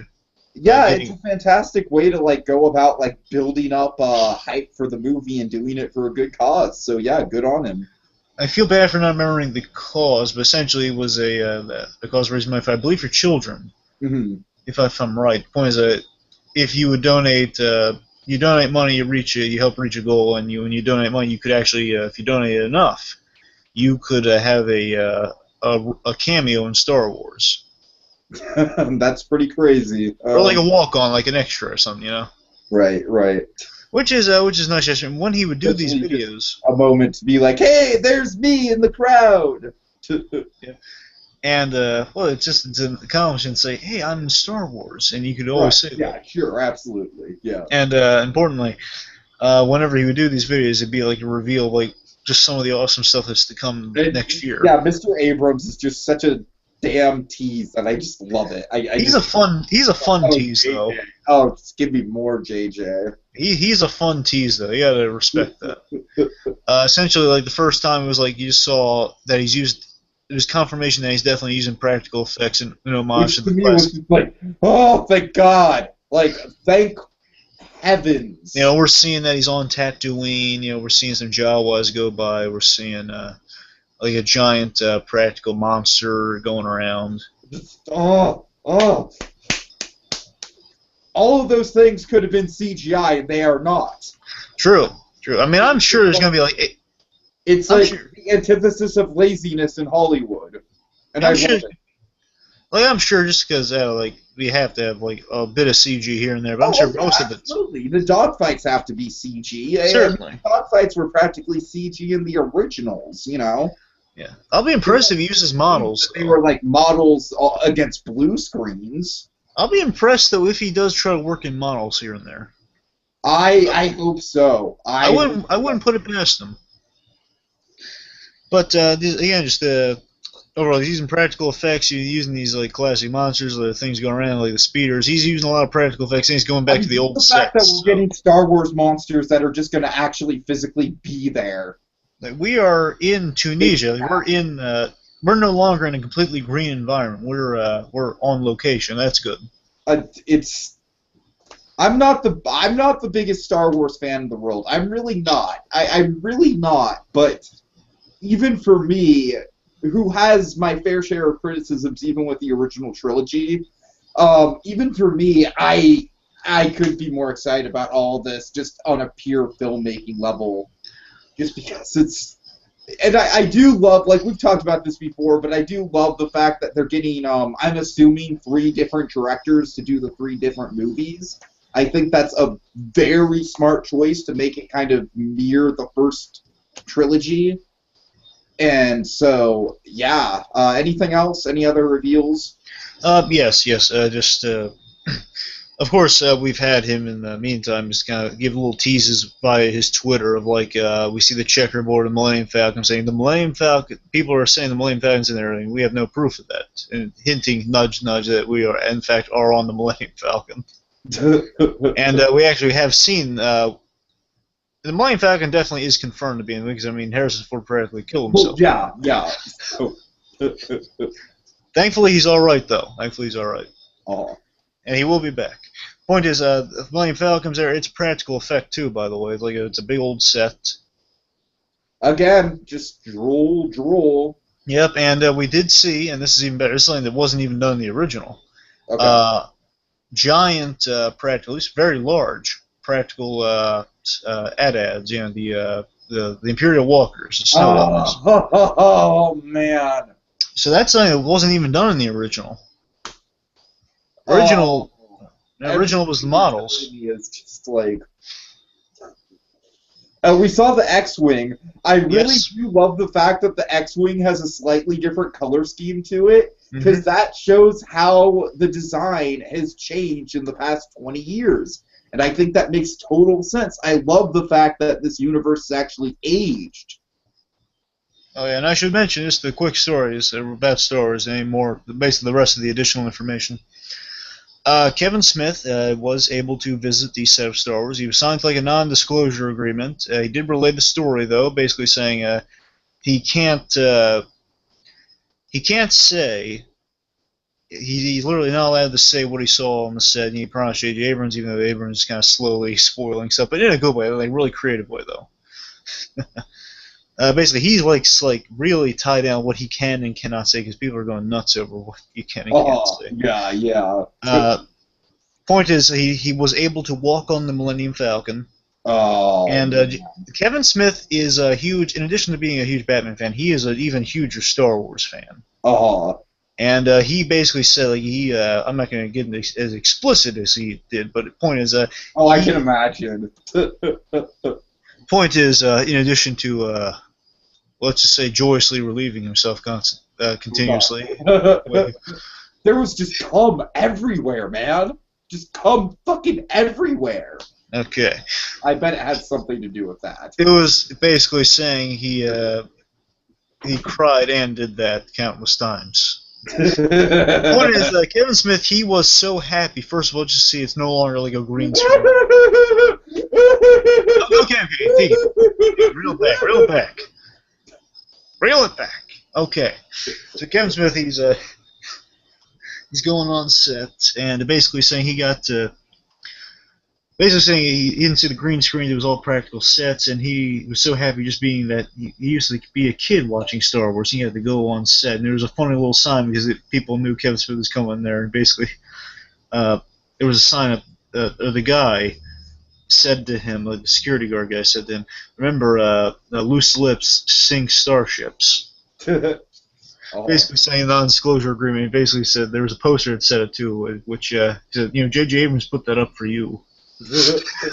Which is funny, and J.J. Abrams let Kevin Smith on set because he introduced them to Mark Hamill. Nice. I'm not gonna, essentially, it was an interview way back in the day, and Kevin Smith introduced them. And point is, Kevin Smith was on there. He was so happy he got to see an action scene film and practical action scene film. Oh man, a lot of good stuff. He walked on the Millennium Falcon, and the funny thing is, on Hollywood Babylon, when he was talking about the experience, he couldn't say anything, but he was able to nod about a few things.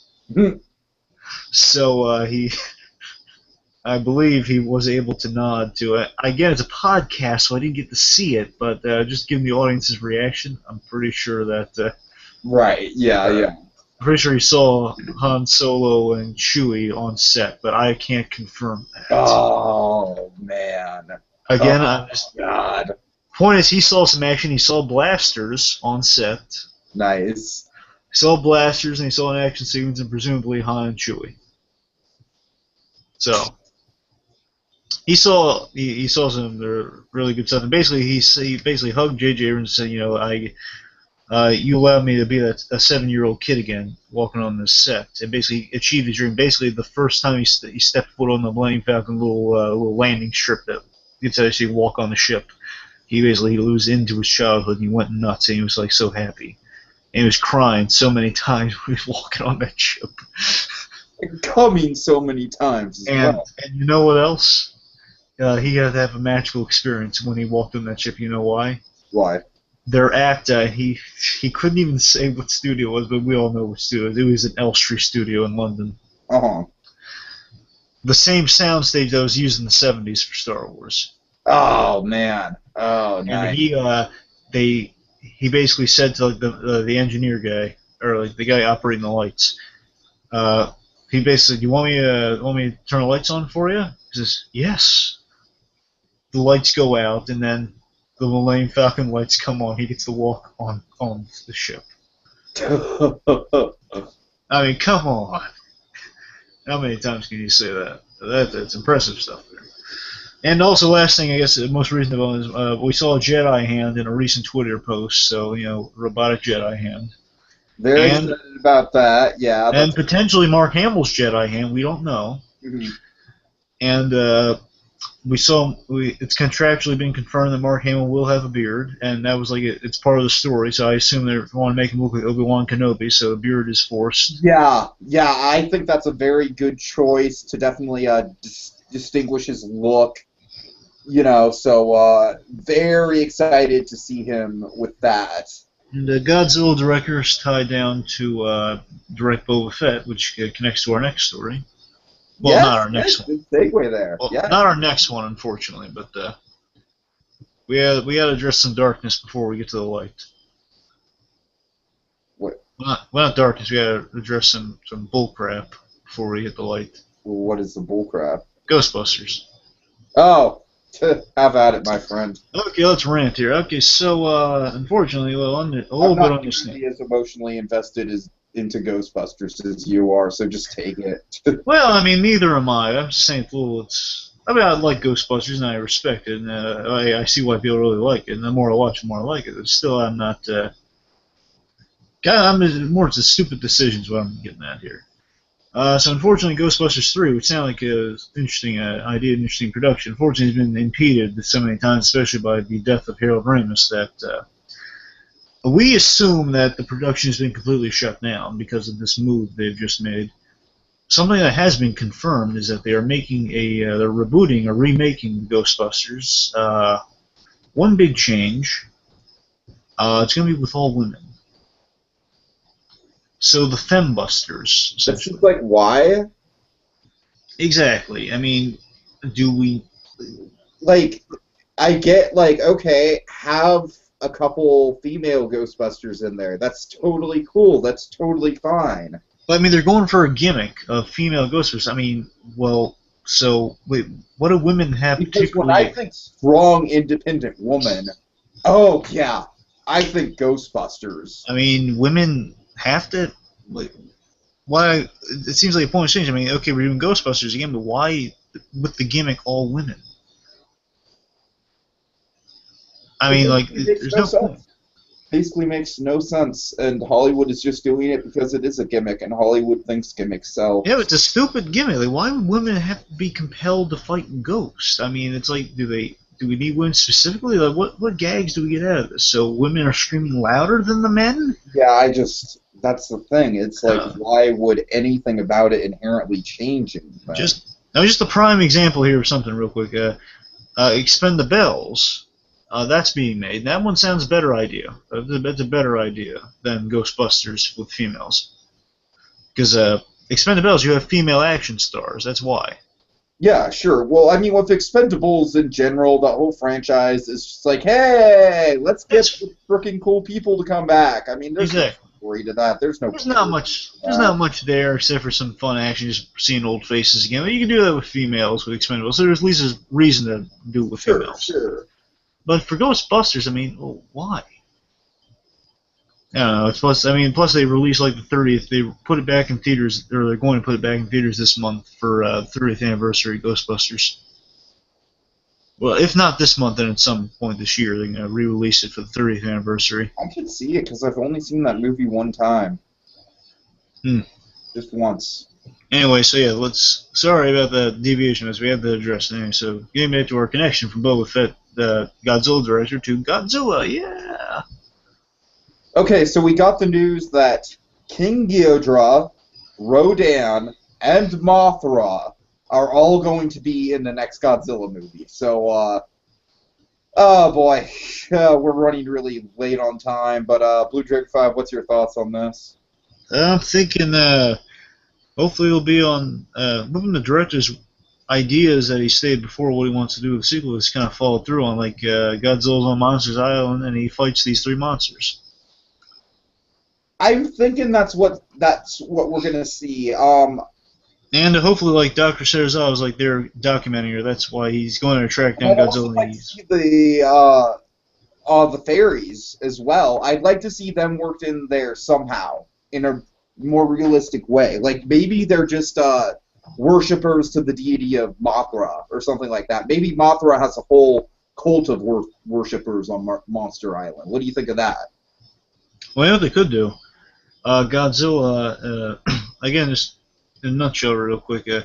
Like Dr. Sarah's always tracking Godzilla, happens on Monster Island, and he doesn't find Godzilla instantly. He finds the other. He finds two of the monsters, not counting Mothra. And basically, it gets caught in the thick of that, just trying to survive. Turns to survive until Godzilla, again being a superhero, he swoops in and saves Serizawa. And he's fighting those monsters, and then basically, I think the things might be looking a little grim for just kind of the hint at Mothra's hero, good guyness later on. That Mothra swoops in, basically takes the other two down, Right. Yeah. and then fights Godzilla. And maybe because he's Mothra's summoned by those two little fairy people that are on the island. Like King Ghidorah, I'm actually surprised that they're not waiting until the third movie to do Ghidorah because he's really kind of like an end game for Godzilla.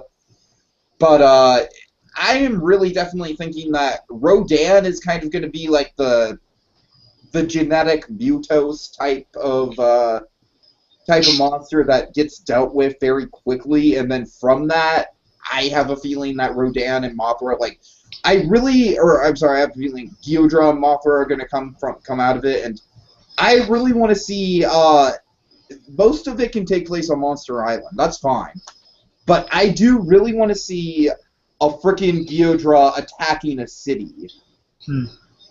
Because I think that'd be a terrifying image. Like, that's just a fucking, like, almost Lovecraftian image of horror right there.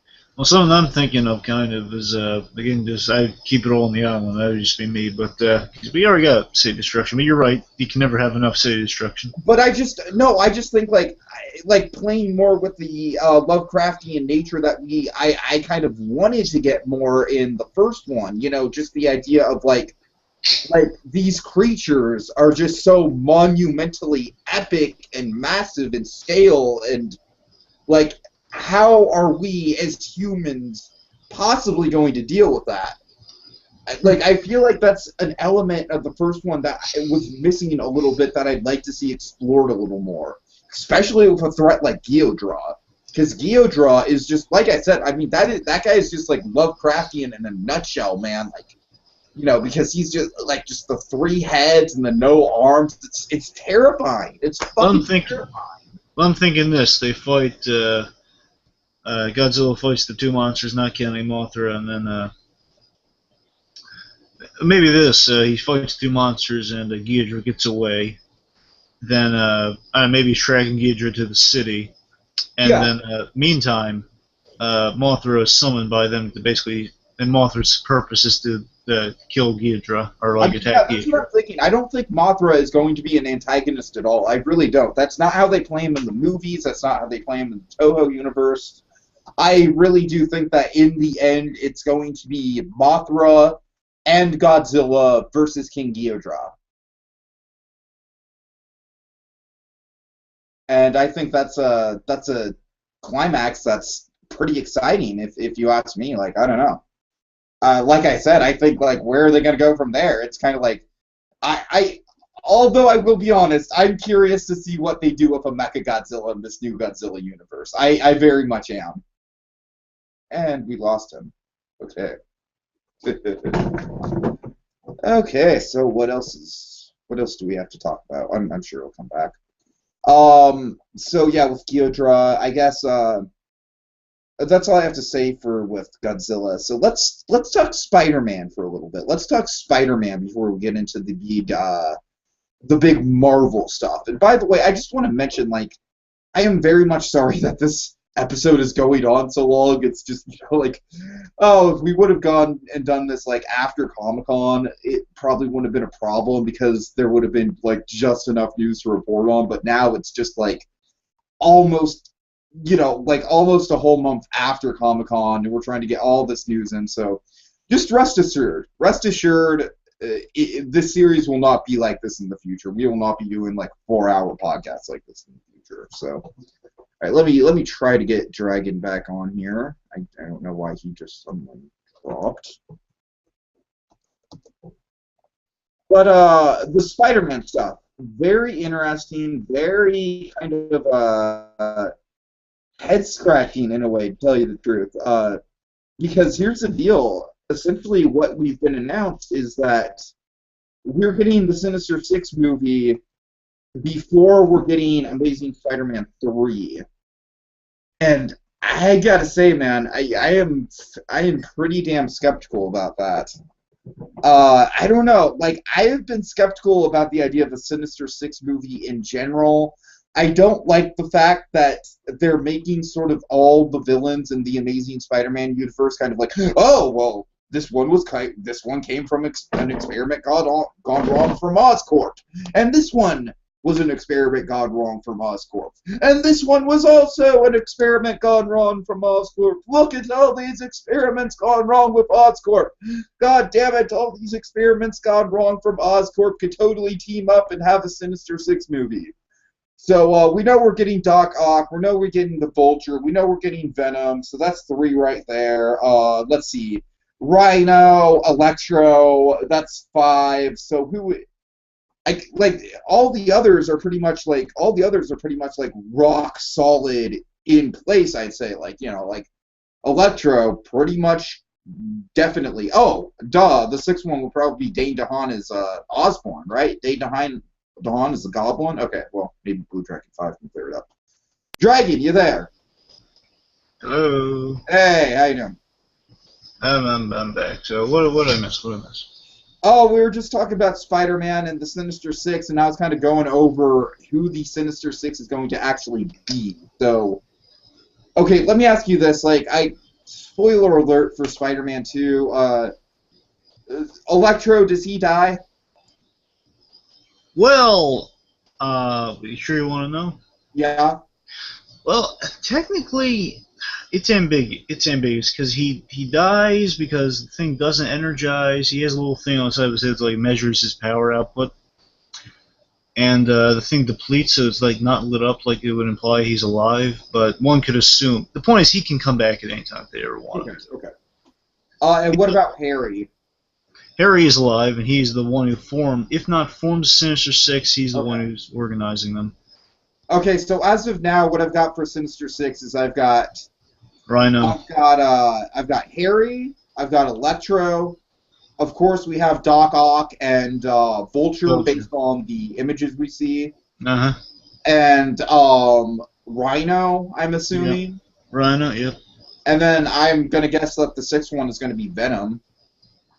That one's up in the air. Well, what do you think? Who else would it be besides Venom? I'll be honest with you, I would like Sandman, but well, I'm just saying that our options would be between a Scorpion, either Scorpion or Sandman. I know Scorpion's not a member of the Sinister Six. Yeah, right. I forgot about him. I've always wanted to see Scorpion on there. To be honest with you, I know we can never have this nowadays. My version of Scorpion for Amazing Spider-Man would have always been Bradley Cooper, but yeah. I could see that, yeah.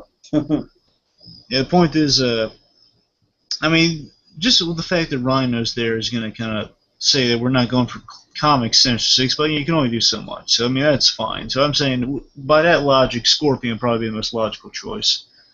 Okay.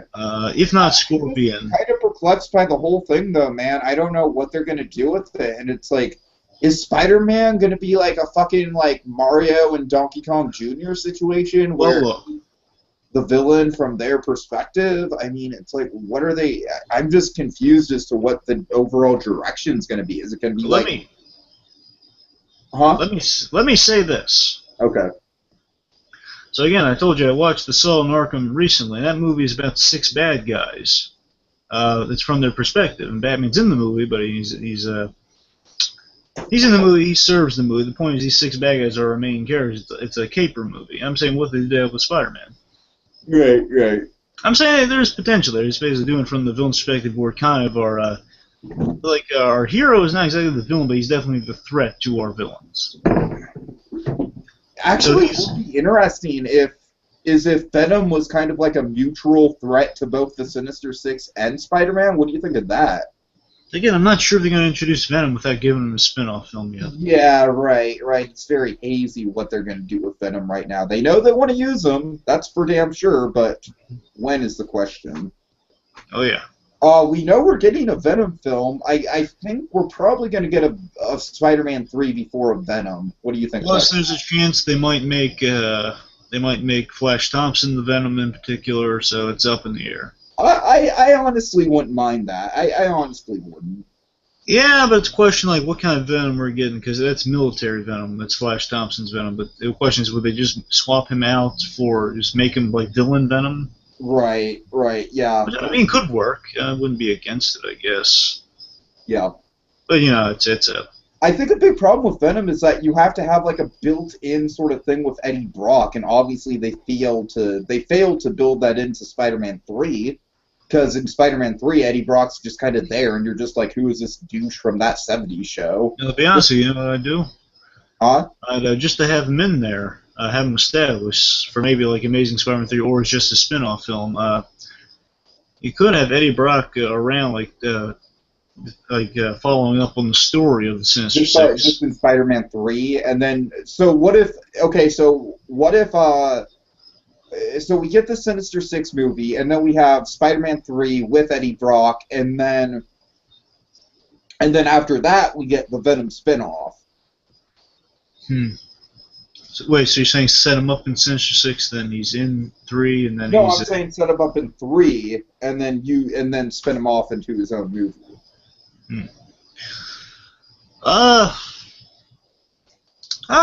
I guess, but I'm saying like he gives him like as a fun thing, and like essentially he's just like the guy photographing, trying to keep up the story, kind of bumbling at the Daily Bugle or something. I don't know, but yeah, I guess.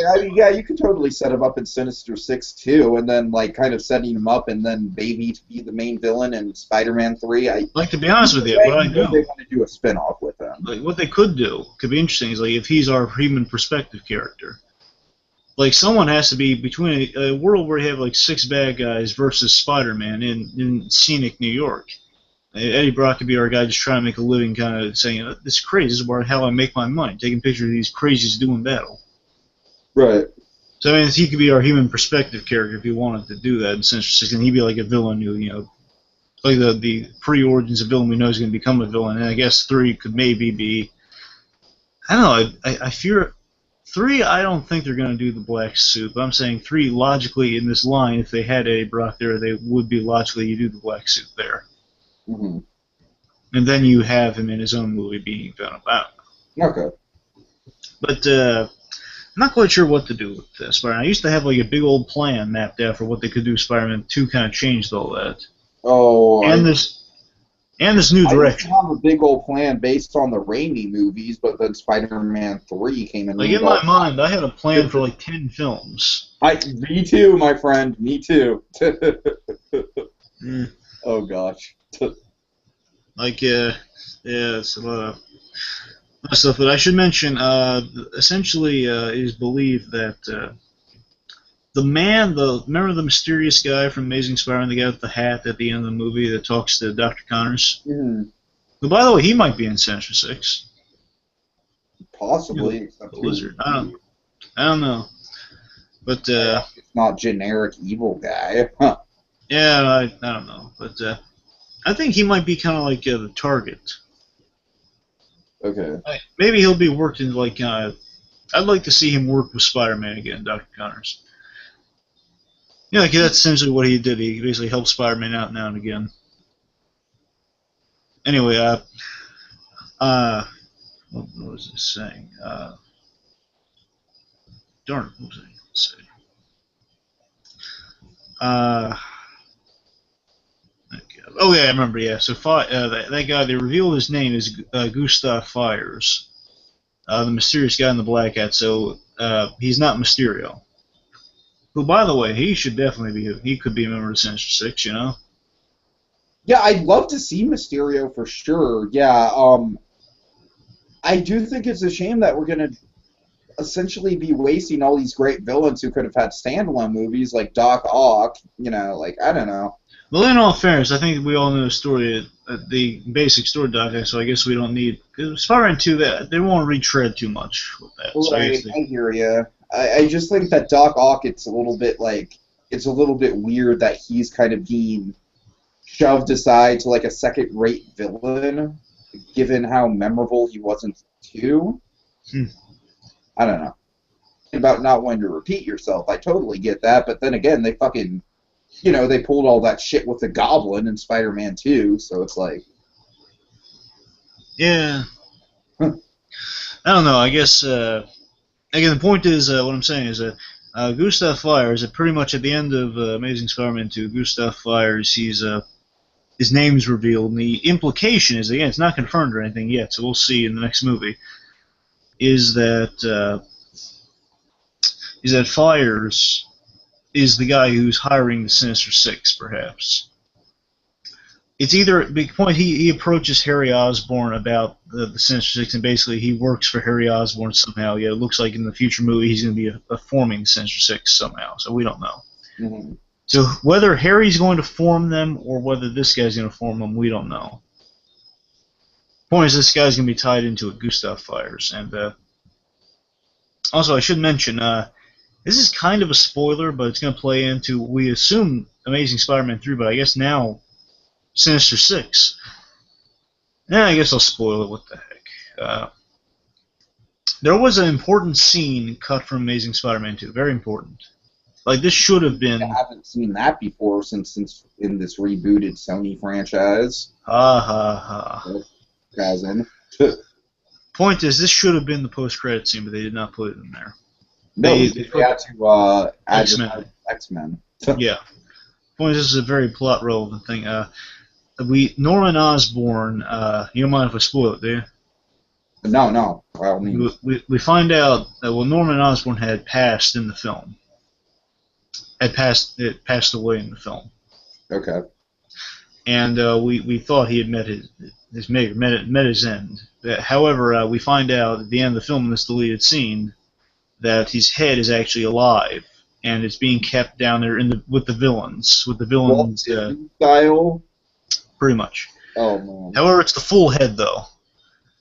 It's not just the brain. Basically, the idea is like he's sleeping there, ready for like to be alive in another film. Basically, being a living head, running the Empire. So presumably, he'll be running the Sinister. Cybernetic Disney. Oh man. So essentially, Norman Osborn is in fact alive. He's like a disembodied head. And I guess happy. Now whether they took it out of the film, so whether or not they'll keep it, it's up to them. But I assume they're going to keep it. It's too important a plot thread not to keep. Right.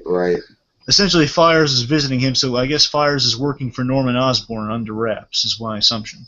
Uh-huh. So essentially, I'm thinking Norman Osborn summons the Sinister Six, and Fires is his lackey.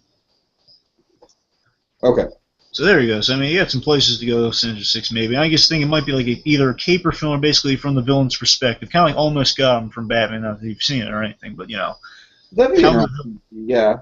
How the villains perceive the hero, and basically the hero's going to be the bad guy, it's going to be kind of a reverse. And basically, kind of playing with the idea of Spider-Man's now kind of cemented in New York as a hero, and now these villains are going to come and stop him, try to kill him.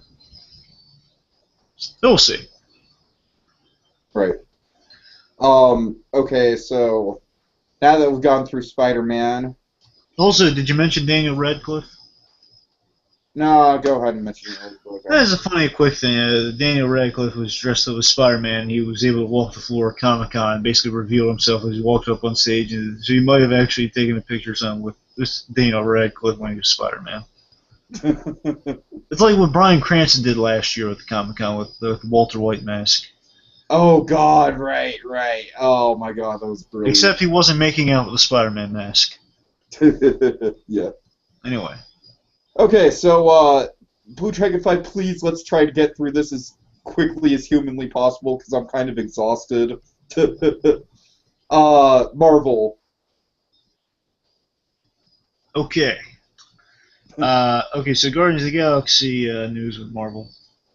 As a recent development, it's pretty much the only thing we really have to go on.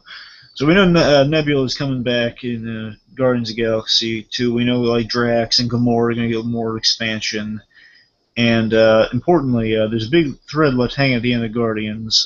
Who is Peter Quill's father? And they revealed, James Gunn revealed that indeed, and he's aware of this, that in the comics he does have a father, and that father will not be his father in the movie. So Peter Quill's middle name is Jason, Peter Jason Quill, and we assume that's because his father is named Jason of Spartex.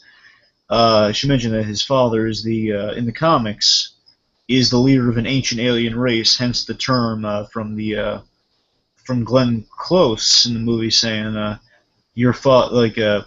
whoever your father is, he's an ancient alien race we've never encountered before. Right. Which is kind of interesting to see where James Gunn's going to go with it if he's not going with the comics version of the father. Yeah. And all we know is Yondu thinks the father is kind of a jerk. I've got one word for you, Blue Dragon 5. What? Loki. I'm not... wait a second. Think about it. I really thought that. However... Think about it. Marvel, their whole thing is wanting to tie the cinematic universe together in as big a way as possible. I don't think you could tie the Guardians back into the main crux of the Avengers in as big of a way than having Loki be Star-Lord's father. I don't know. I know it's a stretch. It is a stretch. It's just story-wise and continuity-wise and tying everything together, I think it'd be amazing. I mean, I don't know why Loki would be on Midgard in the 70s. That's the thing. Well, maybe he was just all pissed off about living in Thor's shadows. It was like, fuck this shit. I'm going to go up to space for a while. I don't know. The main thing. Tom Hiddleston's a very handsome man, Blue Dragon 5. But listen, an actual viable option. Come on. It's a long shot, and you know it. I know. An actual viable option. Again, James Gunn. It's kind of odd that he's confirming that the guy in the cocoon is indeed indeed. What's the guy's name? Darn it. The Infinity Gauntlet guy. Jeez. Not believe. I really have no idea what you're talking about. I know. The guy's. Gotta forget the guy's name. The character in Infinity Gauntlet who's in the cocoon in the Thor movie. He's a big player in the Infinity Gauntlet. Adam Warlock. That's the guy. Adam Warlock. He's the character who is confirmed to be in the cocoon in the Collector's place. Remember I told you about that? Yeah, you did. Yeah. So essentially, that guy. So James Gunn confirmed that guy was indeed in the Marvel Cinematic Universe, and in the comics, he's going to play a big part in the Infinity Gauntlet story. So perhaps that's where he's going with it. That he'll be the father. Okay. Cool. So that's an option. I don't either that or his character we haven't heard about yet. Or Loki. Not Loki. You silly tiki. It's not Loki. And tie everything together so perfectly. Do the aliens even count Asgard as another alien race? Yes, I do. That's the thing. All right. So basically, yeah, that's all I really got for regards to this. Confirm that Jason of Spartax is indeed not the father. Okay, continuing. Yeah, so you want to talk about the stuff that was leaked about Avengers 2 really quick? Just really quick? Avengers, sure. Well, what about Ant-Man? Oh, right, you're right. Avengers 2. Okay, so Yeah. Avengers 2 it was leaked that. Unfortunately, we didn't get to see the footage, but they did describe the footage along with some. We got to see some props, some destroyed Ultron armor. We got to see Iron Man's giant Hulk hand, and importantly, we got to see Captain America's cracked shield. Oh, And oh yeah, which is not a good omen for. Also, we got to see Hawkeye's hovering bike. He's flying bike. that sounds ridiculously awesome. Oh He my. does have that in the comics. He's a hover bike, essentially. Anyway, so we got to see there was some great footage shown, and just to sum as quickly as I can. The Avengers have this great mundane little thing where they're seeing who can lift Mjolnir, Thor's hammer, and Cap can budget. Cap budges it, by the way, uh, which is awesome. But then Ultron comes bursting in, big action scene happens, and we get some cool action shots from the movie, a little bit of Hulkbuster, Hulk fight. yeah, we're looking forward to that Hulkbuster stuff. Oh yeah, Ultron's going to be a big deal, and the creepy thing, and this is what I've heard, I got to hear like the last 7 seconds of the trailer, Mhm. which just sounded so cool. We hear the Pinocchio song, "Ain't No Strings on Me," played, Right. and it's sung in a high pitched voice while we're seeing the Ultron arm during the action scene, and then we see eventually the Iron Man helmet turn to the Ultron armor. Oh man. That's the image. Now, bear in mind, that's just like symbolically. I don't think it's actually going to Oh, be. that's so cool though. That's Yeah. so fucking cool. It is really cool. Here's the thing: we hear like that there ain't no strings on. It basically, like, I got no strings to hold me down. And then basically, here's the creepy part. And then at the end, as we see it transform to the Ultron helmet, we hear the actor playing Ultron, James. Darn it, Vader. James Spader. I don't know what's wrong with me today. James Spader saying, "There ain't no strings on me." Oh god, that's Really creepy. And also, here's the poignant shot. I want to see a poster of this shot because it sounded so cool just described to me. yeah. Again, an Avenger will die in this movie. We don't know who, but an Avenger will die in this movie. Hawkeye. No, Black Widow. Oh That's my no, they're guess. not going to kill off Black Widow without They making can't kill off Hawkeye. a Marvel movie. What? I said they're not going to kill off Black Widow without giving her the first female superhero Marvel movie. No, I'm saying I'm calling. I think she's dying. I think Hawkeye. How can they kill Hawkeye? He's only been in one movie, 1.5 movie. But he's just the kind of expendable that they go for when they kill off characters. Anyway, so we're calling it right now, Blue Dragon. I'm calling Black Widow. Major. I say Black Widow. However, of course, the thing we should address, there's a chance it might be Cap.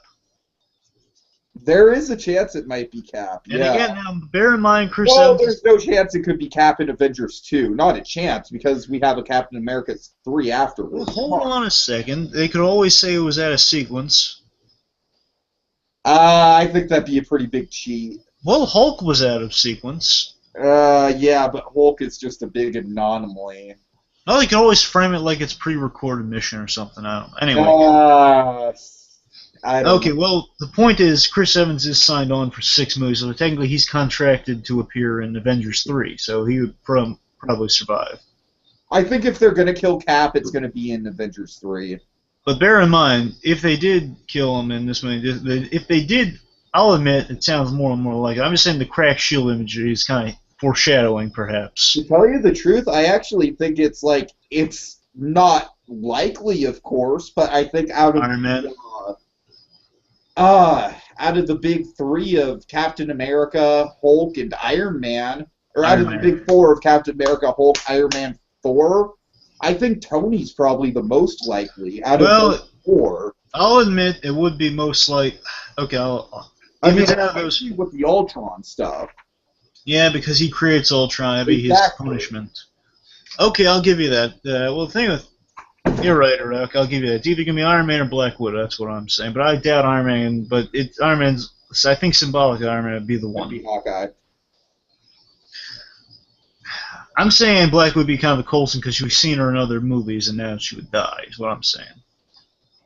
Yeah, but what I'm saying is that I don't think Marvel is going to let go of that. I think now that they have this very proven female superhero, Well, remember they have a new. Kill it. Remember, Tiki, they're getting a new female hero in the movie.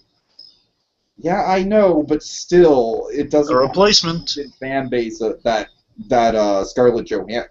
And it's Scarlett fucking Johansson too. I mean, come on, you got to look at that. Aside from being an awesome Shield agent, she's got nothing really. Yeah, well, we'll see. We'll see. Anyway, point is, I'm saying Black Widow, but a long shot would be Iron Man. Iron Man would definitely be the most logical in the chopping block. Yeah. Anyway. Four. Yeah, out of the four. However, the shot I want to talk about real quick is that this great shot of Iron Man, Tony Stark, looking over the fallen Avengers. Bodies who look dead on the floor. Oh, man. And that's the shot I wanted to see so bad I couldn't. Right, yeah. Basically, the shot of him looking onto the floor of the dead Avengers. Or at least unconscious Avengers. You know, it looks like they're dead, but it's symbolic. Yeah, of course. Anyway, okay, so that's Avengers 2, and I guess getting into Ant-Man, we got an awesome poster, really nicely drawn. Makes me hope that Ant-Man can grow in this movie. Yeah, I'm loving it. Because he's like jumping, it's a scale shot, like him jumping, then kind of being regular size and landing, but he could be growing in that thing, which I would hope for. I want two things I want in the film, one of which looks like I'm not getting. I would like him to grow and shrink, so in addition to shrink, grow. Right. And two, like he become Giant Man at points, is what I'm saying. Yeah, I hear you. The second one is I would like Wasp to be in the movie, which unfortunately looks like it'd be a long shot. However, there is a glimmer of hope. Hope Van Dyke will be in the movie. Scott Lang's daughter. She'll be played as Scott Lang's daughter, from what you've told me, Tiki. Yeah, that's what I found. Yeah. Point is, Scott Lang's got a daughter, and that daughter will be in the movie, and they call her a female hero. So presumably, I'm assuming that she'll be the new Wasp. Okay. That she'll be Wasp, and that's all I know is that with this director coming in, it's like it's not very Edgar Wright. Yeah. It's I'll admit, I'm thinking it's almost like doomed to disappoint because Edgar Wright's not doing it. I'll admit, Ant-Man's looking a little riskier than Guardians right now. Yeah, Ant-Man was a slam dunk when Edgar Wright was on board, but now it's I mean, people have left the cast, like Patrick Wilson's no longer involved. Right, and I love Patrick Wilson, so that he is good. Though it's more of a risky thing right now, so we're hoping for the movie to do well. It has good actors in it, and it's got Paul Rudd and Michael Douglas, so there's still hope. It has good actors, and I'm not even gonna say anything about directors, because it seems with directors, even the directors that I don't really particularly care for, like fucking James Gunn, it's like I've not seen anything James Gunn has done. He's done just a couple lowbrow horror movies. And then he does fucking Guardians of the Galaxy. So it's like, I think Marvel picks and chooses their directors very well. So just because this guy that they chose to direct has only done stuff like Yes Man so far, doesn't necessarily mean he doesn't have it in the bag for him. Something to remind people of is that Captain America 2 directors... they knocked it out of the ballpark, and in the past they've directed You, Me, and Dupree, so there is definitely... Oh, wow. Oh, Jesus Christ. Yeah. Oh, my God. Talk about, like, the epitome of mediocrity right there. Oh, yeah, man. but also I should mention something important. Peggy Carsters, I forgot to mention, Captain America directors will be handling the first 4 episodes of that show. Oh, cool. So, I mean, those guys will be directing 2 episodes, and then Joe Johnson, who directed the first Avenger, might be doing the 4th episode. So they're getting some great talent. I'd love to see a Joe Johnson directed episode. Yeah, so that one's in talks, but the guys who directed Winter Soldier will be doing 2 episodes. Okay. Oh, the Peggy Carter series. I mean, that's just something to keep in mind. That's cool. Anyways, the Ant-Man poster looks good, and it gives me hope for the film. And the thing to look at, it might be like an Iron Man type situation. You know, where they're kind of stripping away what the classic stuff we know about this character, kind of rebuilding from the ground, make us care about Ant-Man. Sure, I can see that. Yeah. Which one can hope? Because Ant-Man, I've always thought Ant-Man's kind of a cool character. No, I love Ant-Man. He's one of those guys where he's like just on the periphery of like the big dogs. You know what I mean? Like he's always like in there. He's just never like a main A-lister. Overall, I'll admit though, they're gonna have their work cut out for him because Ant-Man can skew on boring if you're not careful. Yeah, and if you don't have an incredibly talented director like Edgar Wright. But It's also okay. It's also Doctor Strange is pretty much been confirmed. Yeah, Doctor Strange has been confirmed to be a movie, and they're just waiting on an actor, and there's still no answer for the actor. But you know, there's a lot of rumors. We're hearing a lot of Joaquin Phoenix, which could be good. A lot of good actors have been rumored for the part. I've always thought just looks-wise, not even necessarily on a talent level, but just looks-wise, Patrick Dempsey would be a fucking perfect fit. Well, all the actors I've heard speculated so far have been actually good options. Like Johnny Depp is the big one people really want. No, please, no. Well, look, I'm saying give the guy a shot. But the point, look, unlikely. No. I'm saying it's unlikely that he's going to do it, but I'm saying that I give him a shot, but he's not going to do it. The thing with Johnny Depp is that he has squandered his big budget, goofy, fucking dress me up in makeup and a wig and he has squandered that for me. I am not interested in seeing Johnny Depp do big, over-the-top fucking comic book roles. I'm just not. All right, fine. Well, I don't need to be all, like, super negative. Right. Well, the point is, I'm saying he's like, at least in my eyes, a decent option. But the other options have been good too, like Jared Leto, actually. Jared Leto would be fucking amazing. He was. So essentially, in addition to Johnny Depp, in my view, Jared Leto. One of those actors that just goes balls out with every role he does. He takes such commitment to his craft. He just gets so into the psychology of his characters that, Jared Leto is pretty close to the top for me. So the point is, Jared Leto and Joaquin Phoenix are kind of the names in talks. Yeah, as much as I like Joaquin Phoenix, and I think he'd be a good job, I wouldn't be against it at all. Jared Leto definitely my personal choice. The point is, some good names are being held, so I think Doctor Strange is going to be a good movie. Oh. Okay, anyway, so let's see. We mentioned Guardians too, so okay, I guess that. Avengers 3 speculation. So the other thing that happened at the San Diego Comic-Con panel was that Josh Brolin walked out and he had the toy Infinity Gauntlet on. With the Infinity Gems there. He didn't say a word, he just walked out there and basically with the Infinity Gauntlet, that was pretty much it. Oh. And that was awesome. And I guess we're going to assume, like, with Phase 3 of Marvel is going to consist of Ant-Man, Doctor Strange, Guardians 2, right? Yes. Guardians 2 can be worked into Phase 3? Yeah, it'll be before Avengers 3, I know that. Okay, cool. So that's Phase 3. Like, right before it. Uh-huh. Oh, so the film before it. That's been slated so far, yes. Okay. So let's see. So we've got Ant-Man, which is the first one. Then Doctor Strange.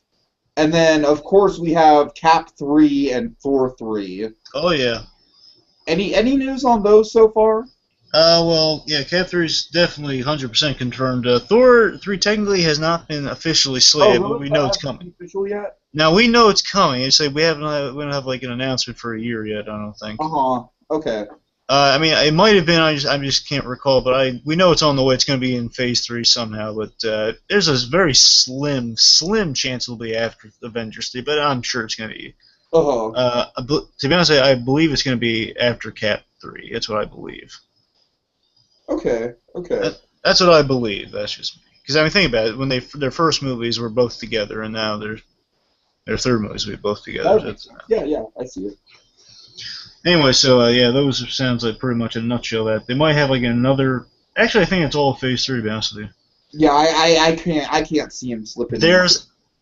like a Black Actually, Panther movie. Like Black Panther at this point is probably the one that they're gonna do next. I'd say it's probably. however, hold on a sec. Hold on a sec. There might be a space or two left. So, I mean, Hulk was in talks, and I'm hoping the Hulk kind of gets the okay. Hulk is one of those big ones where it's like, I mean, they could have done Hulk, but they did Guardians. They could have done Hulk, but they did Ant-Man. So the question is, would you rather have these like big risky properties or Hulk, which is at this point kind of a really safe bet, especially given the popularity of Hulk from Avengers. Hmm. Yeah, I don't know. I like to see. I like Mark Ruffalo as the Hulk, and I still like to give him a shot, see if he can hold him for a movie. You know. Oh, I totally agree with you. Yeah. Plus, actually, I'm not sad about any of these like obscure properties at all. So. Plus, technically, there is, if they do the Adam Warlock stuff for Avengers 3, technically Hulk's bad guys are responsible for Adam Warlock. Well, a lot of people have been saying that the Endgame after Thanos would be getting into the Planet Hulk stuff. And I think that'd be a very smart way to go with it. Well, that'd be Phase 4 type stuff. What? That'd be like Phase 4 type stuff for Planet Hulk, you know? Well, yeah, that's what I'm saying. Phase 4 after Thanos. Yeah. Yeah, that's exactly what I'm saying. I'm saying like the end of either the end of Phase 4, I'd say the end of Phase 4 probably lead to like something like Civil War. Mm-hmm. I'm not even saying they should do that. I'm just saying like scale, like how do you top Thanos? It'd be really hard to do. I'm saying like you can only do so many things as Civil War become. True. I'll give you that. If not that, then but World War Hulk. But Civil War leads. Civil War. The thing is, Civil War kind of leads to World War Hulk. So I'm saying maybe the both of them. I don't know. Yeah. It's like, how do you make it a fair war? Well, you send the Hulk in space. Right. You know. Also, I wouldn't mind seeing a She-Hulk movie and/or TV series. That could definitely be in the pipeline. And also, you know, like I said, I do think a Black Widow movie is going to come. I know you think she's going to get killed off in Avengers 2. I think you're crazy for thinking that. I think Black Widow is coming into her own. Well, actually, they revealed that in Winter Soldier, they actually cut out a scene where she talks about her background, or there's a reveal of like what her background is. Oh, really? Huh. That's from what I hear. The point is, look, I'm for a Black Widow movie. I think she's on the chopping block, though. It might be like a prequel, though. I don't know, man. I really don't. I really don't think Black Widow's on the chop unless Scarlett Johansson is like not interested in doing it. I think they're going to keep her around as long as possible because Scarlett Johansson is a huge name. Oh yeah. And she's got fans as Black Widow, so I could not imagine. Like I said, I'm looking at this on kind of like a socio-political level of, you know, like they're not going to want to get rid of like arguably the biggest star power they have in the whole lineup next to someone like Robert Downey Jr. Oh, actually, something to mention real quick. Avengers 2 also, they revealed the huge poster of all of them fighting the Ultrons, and also Vision was there. Yeah. Now Vision is there, but he's like in the deep background, and Paul Bettany was like in the cast picture. So. Okay. Interesting. He's there, and also Rhodey was in the footage too. So Rhodey will definitely be in Avengers 2. Not that it's a big surprise, but I think he'll be there. I wish he was in the poster though. That's what I really wanted to see him though. All right, but I think we've talked about Marvel enough. Right. Well, still be a big old Marvel one to end with. Oh yes. So this is your territory, Blue Dragon 5. So go ahead. I was so happy about this. Not exactly new, but really just new to us. I've heard about this footage being tossed around. It was finally released on the internet, I believe. I don't know if it was officially released at Comic-Con or not, but it was definitely released around Comic-Con. The Deadpool movie test footage. Now, essentially, some test footage is put together of like it's completely computer generated. It looks really good though. Basically, missing a final render would be absolutely perfect, but you know, it was pretty good. Again, it's just test footage, just to kind of sell you on the property. And they took the opening scene of the Deadpool script. I have read it; it's fantastic. Of that Deadpool script, and they essentially animated in computer generation. And Ryan Reynolds doing the voice and the motion capture, and you can actually see a bit a clip of him filming that in the motion capture suit. Oh, An image of that. right. And right. it's really good. It's the opening scene, basically Deadpool taking out on a job, taking out a target, and it's a really basically taking on this Escalade full of heavily armed men in the car. Oh. Yeah, basically he's making the thing flip over and he's killing a guy, drawing a little picture of him cutting the guy's head. It's really funny stuff. It's the classic Deadpool humor. It's the script verbatim, and it's really actiony, really kinetic. I mean, I remember each action beat from that script. I was seeing it on screen. It's really filled me with delight, filled me with hope. Unfortunately, my worst fear would be that. Hello? Hello? Yeah, I'm here. Just making sure. Sorry about that. Yeah, I'm here. Hello. Yeah. Okay, I can see you. The point is that my worst fear, I guess, with Deadpool would be that this would be the only inkling we're ever going to get of it. That it might have been leaked, like quote unquote leaked, because oh, actually, I remember now. Rhett Reese and Paul Wernick, the Zombieland writers who wrote the Deadpool script, Right. I think they're realizing now that Deadpool's might be in some trouble. Oh boy. So what they did recently was that I'm pretty sure it's unofficial, but I think they leaked it on purpose. Those guys, like against the director and the studio as well. I think those guys did it because after that was done, they did something on their Twitter that said, text give Deadpool a movie to someplace, so they could like get a petition or like something going. So basically, the Deadpool movie can get made. Basically, so they can finally, it's in development heck right now. Essentially, all they need to do is sign off on the rated R rating. Right. Yeah, but that's the tricky part. Oh yeah, and I can swear to you, folks, I've said this many times, but if this film is made per that script, it will change the medium of comic book films as much as the Avengers did. Or as much as The Dark Knight, I'd take it.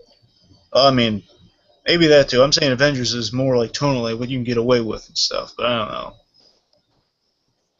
know. I'm saying Dark Knight tonally you can get away with as well. I mean, I know Dark Knight's like a little more gritty than Deadpool, but you know.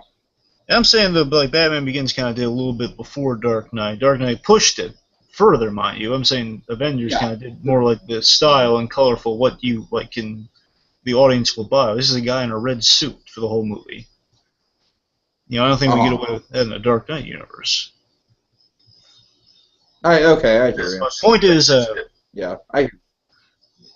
point is, things are really looking up for the Deadpool movie. If that footage, it fills me with so much hope that film's going to be that makes my heart warm. That warms my heart that the writers are trying to get that movie made. They're doing stuff, and I'm convinced that they leaked that thing on purpose just to get the word of mouth out, because people saw us, which they went nuts at how awesome it was, and I'm hoping that this film does get made. Yeah. What did you think of it? The only exposure I have to Deadpool is through the Wolverine versus the Hulk animated movie. Well, that was my first introduction to him too. Okay, cool. So I really can't speak too much of this as a big fan of Deadpool, because I'm really not like. I appreciate his character, and I'm not. It's not like I dislike him. It's just that it's not one of those things that I've like gone out of my way to check out like good Deadpool stories and whatnot. You know what I mean? So, but in terms of the footage, it definitely does look highly energetic. I love the fourth wall breakiness of the whole thing. Oh yeah. And, just the idea that he's like talking directly to the audience, just like he's talking directly to the readers and stuff like that. Like kind of like breaking out into a new medium. Like fourth wall type of jokes are always some of my favorite stuff. So, I'm curious to see where they go with it, and if what you say is true, if it really is the game changer, and I can believe it, then then we might have something special on our hands. But it's up to Fox to have the balls to do that R rating. That's really what it is. Oh yeah. So, all right, Blue Dragon 5. Well, guess what? We've ran another 3.5 hours. That's Jesus Christ. Together, you and me have talked for over, let's see, we talked for, combined this podcast with the Guardians podcast, that's about 7 hours. So we've talked for almost 10 hours this week total, with given our podcasts. So, oh boy. So, we definitely are not going to make like these super long, uber long podcasts the norm here on Breaking Q. But we figured since I don't know Blue Dragon, but it got a little out of hand. But god darn it, there's so much to talk about. There's so much movie news out there, especially post Comic-Con. It's ridiculous. Ah.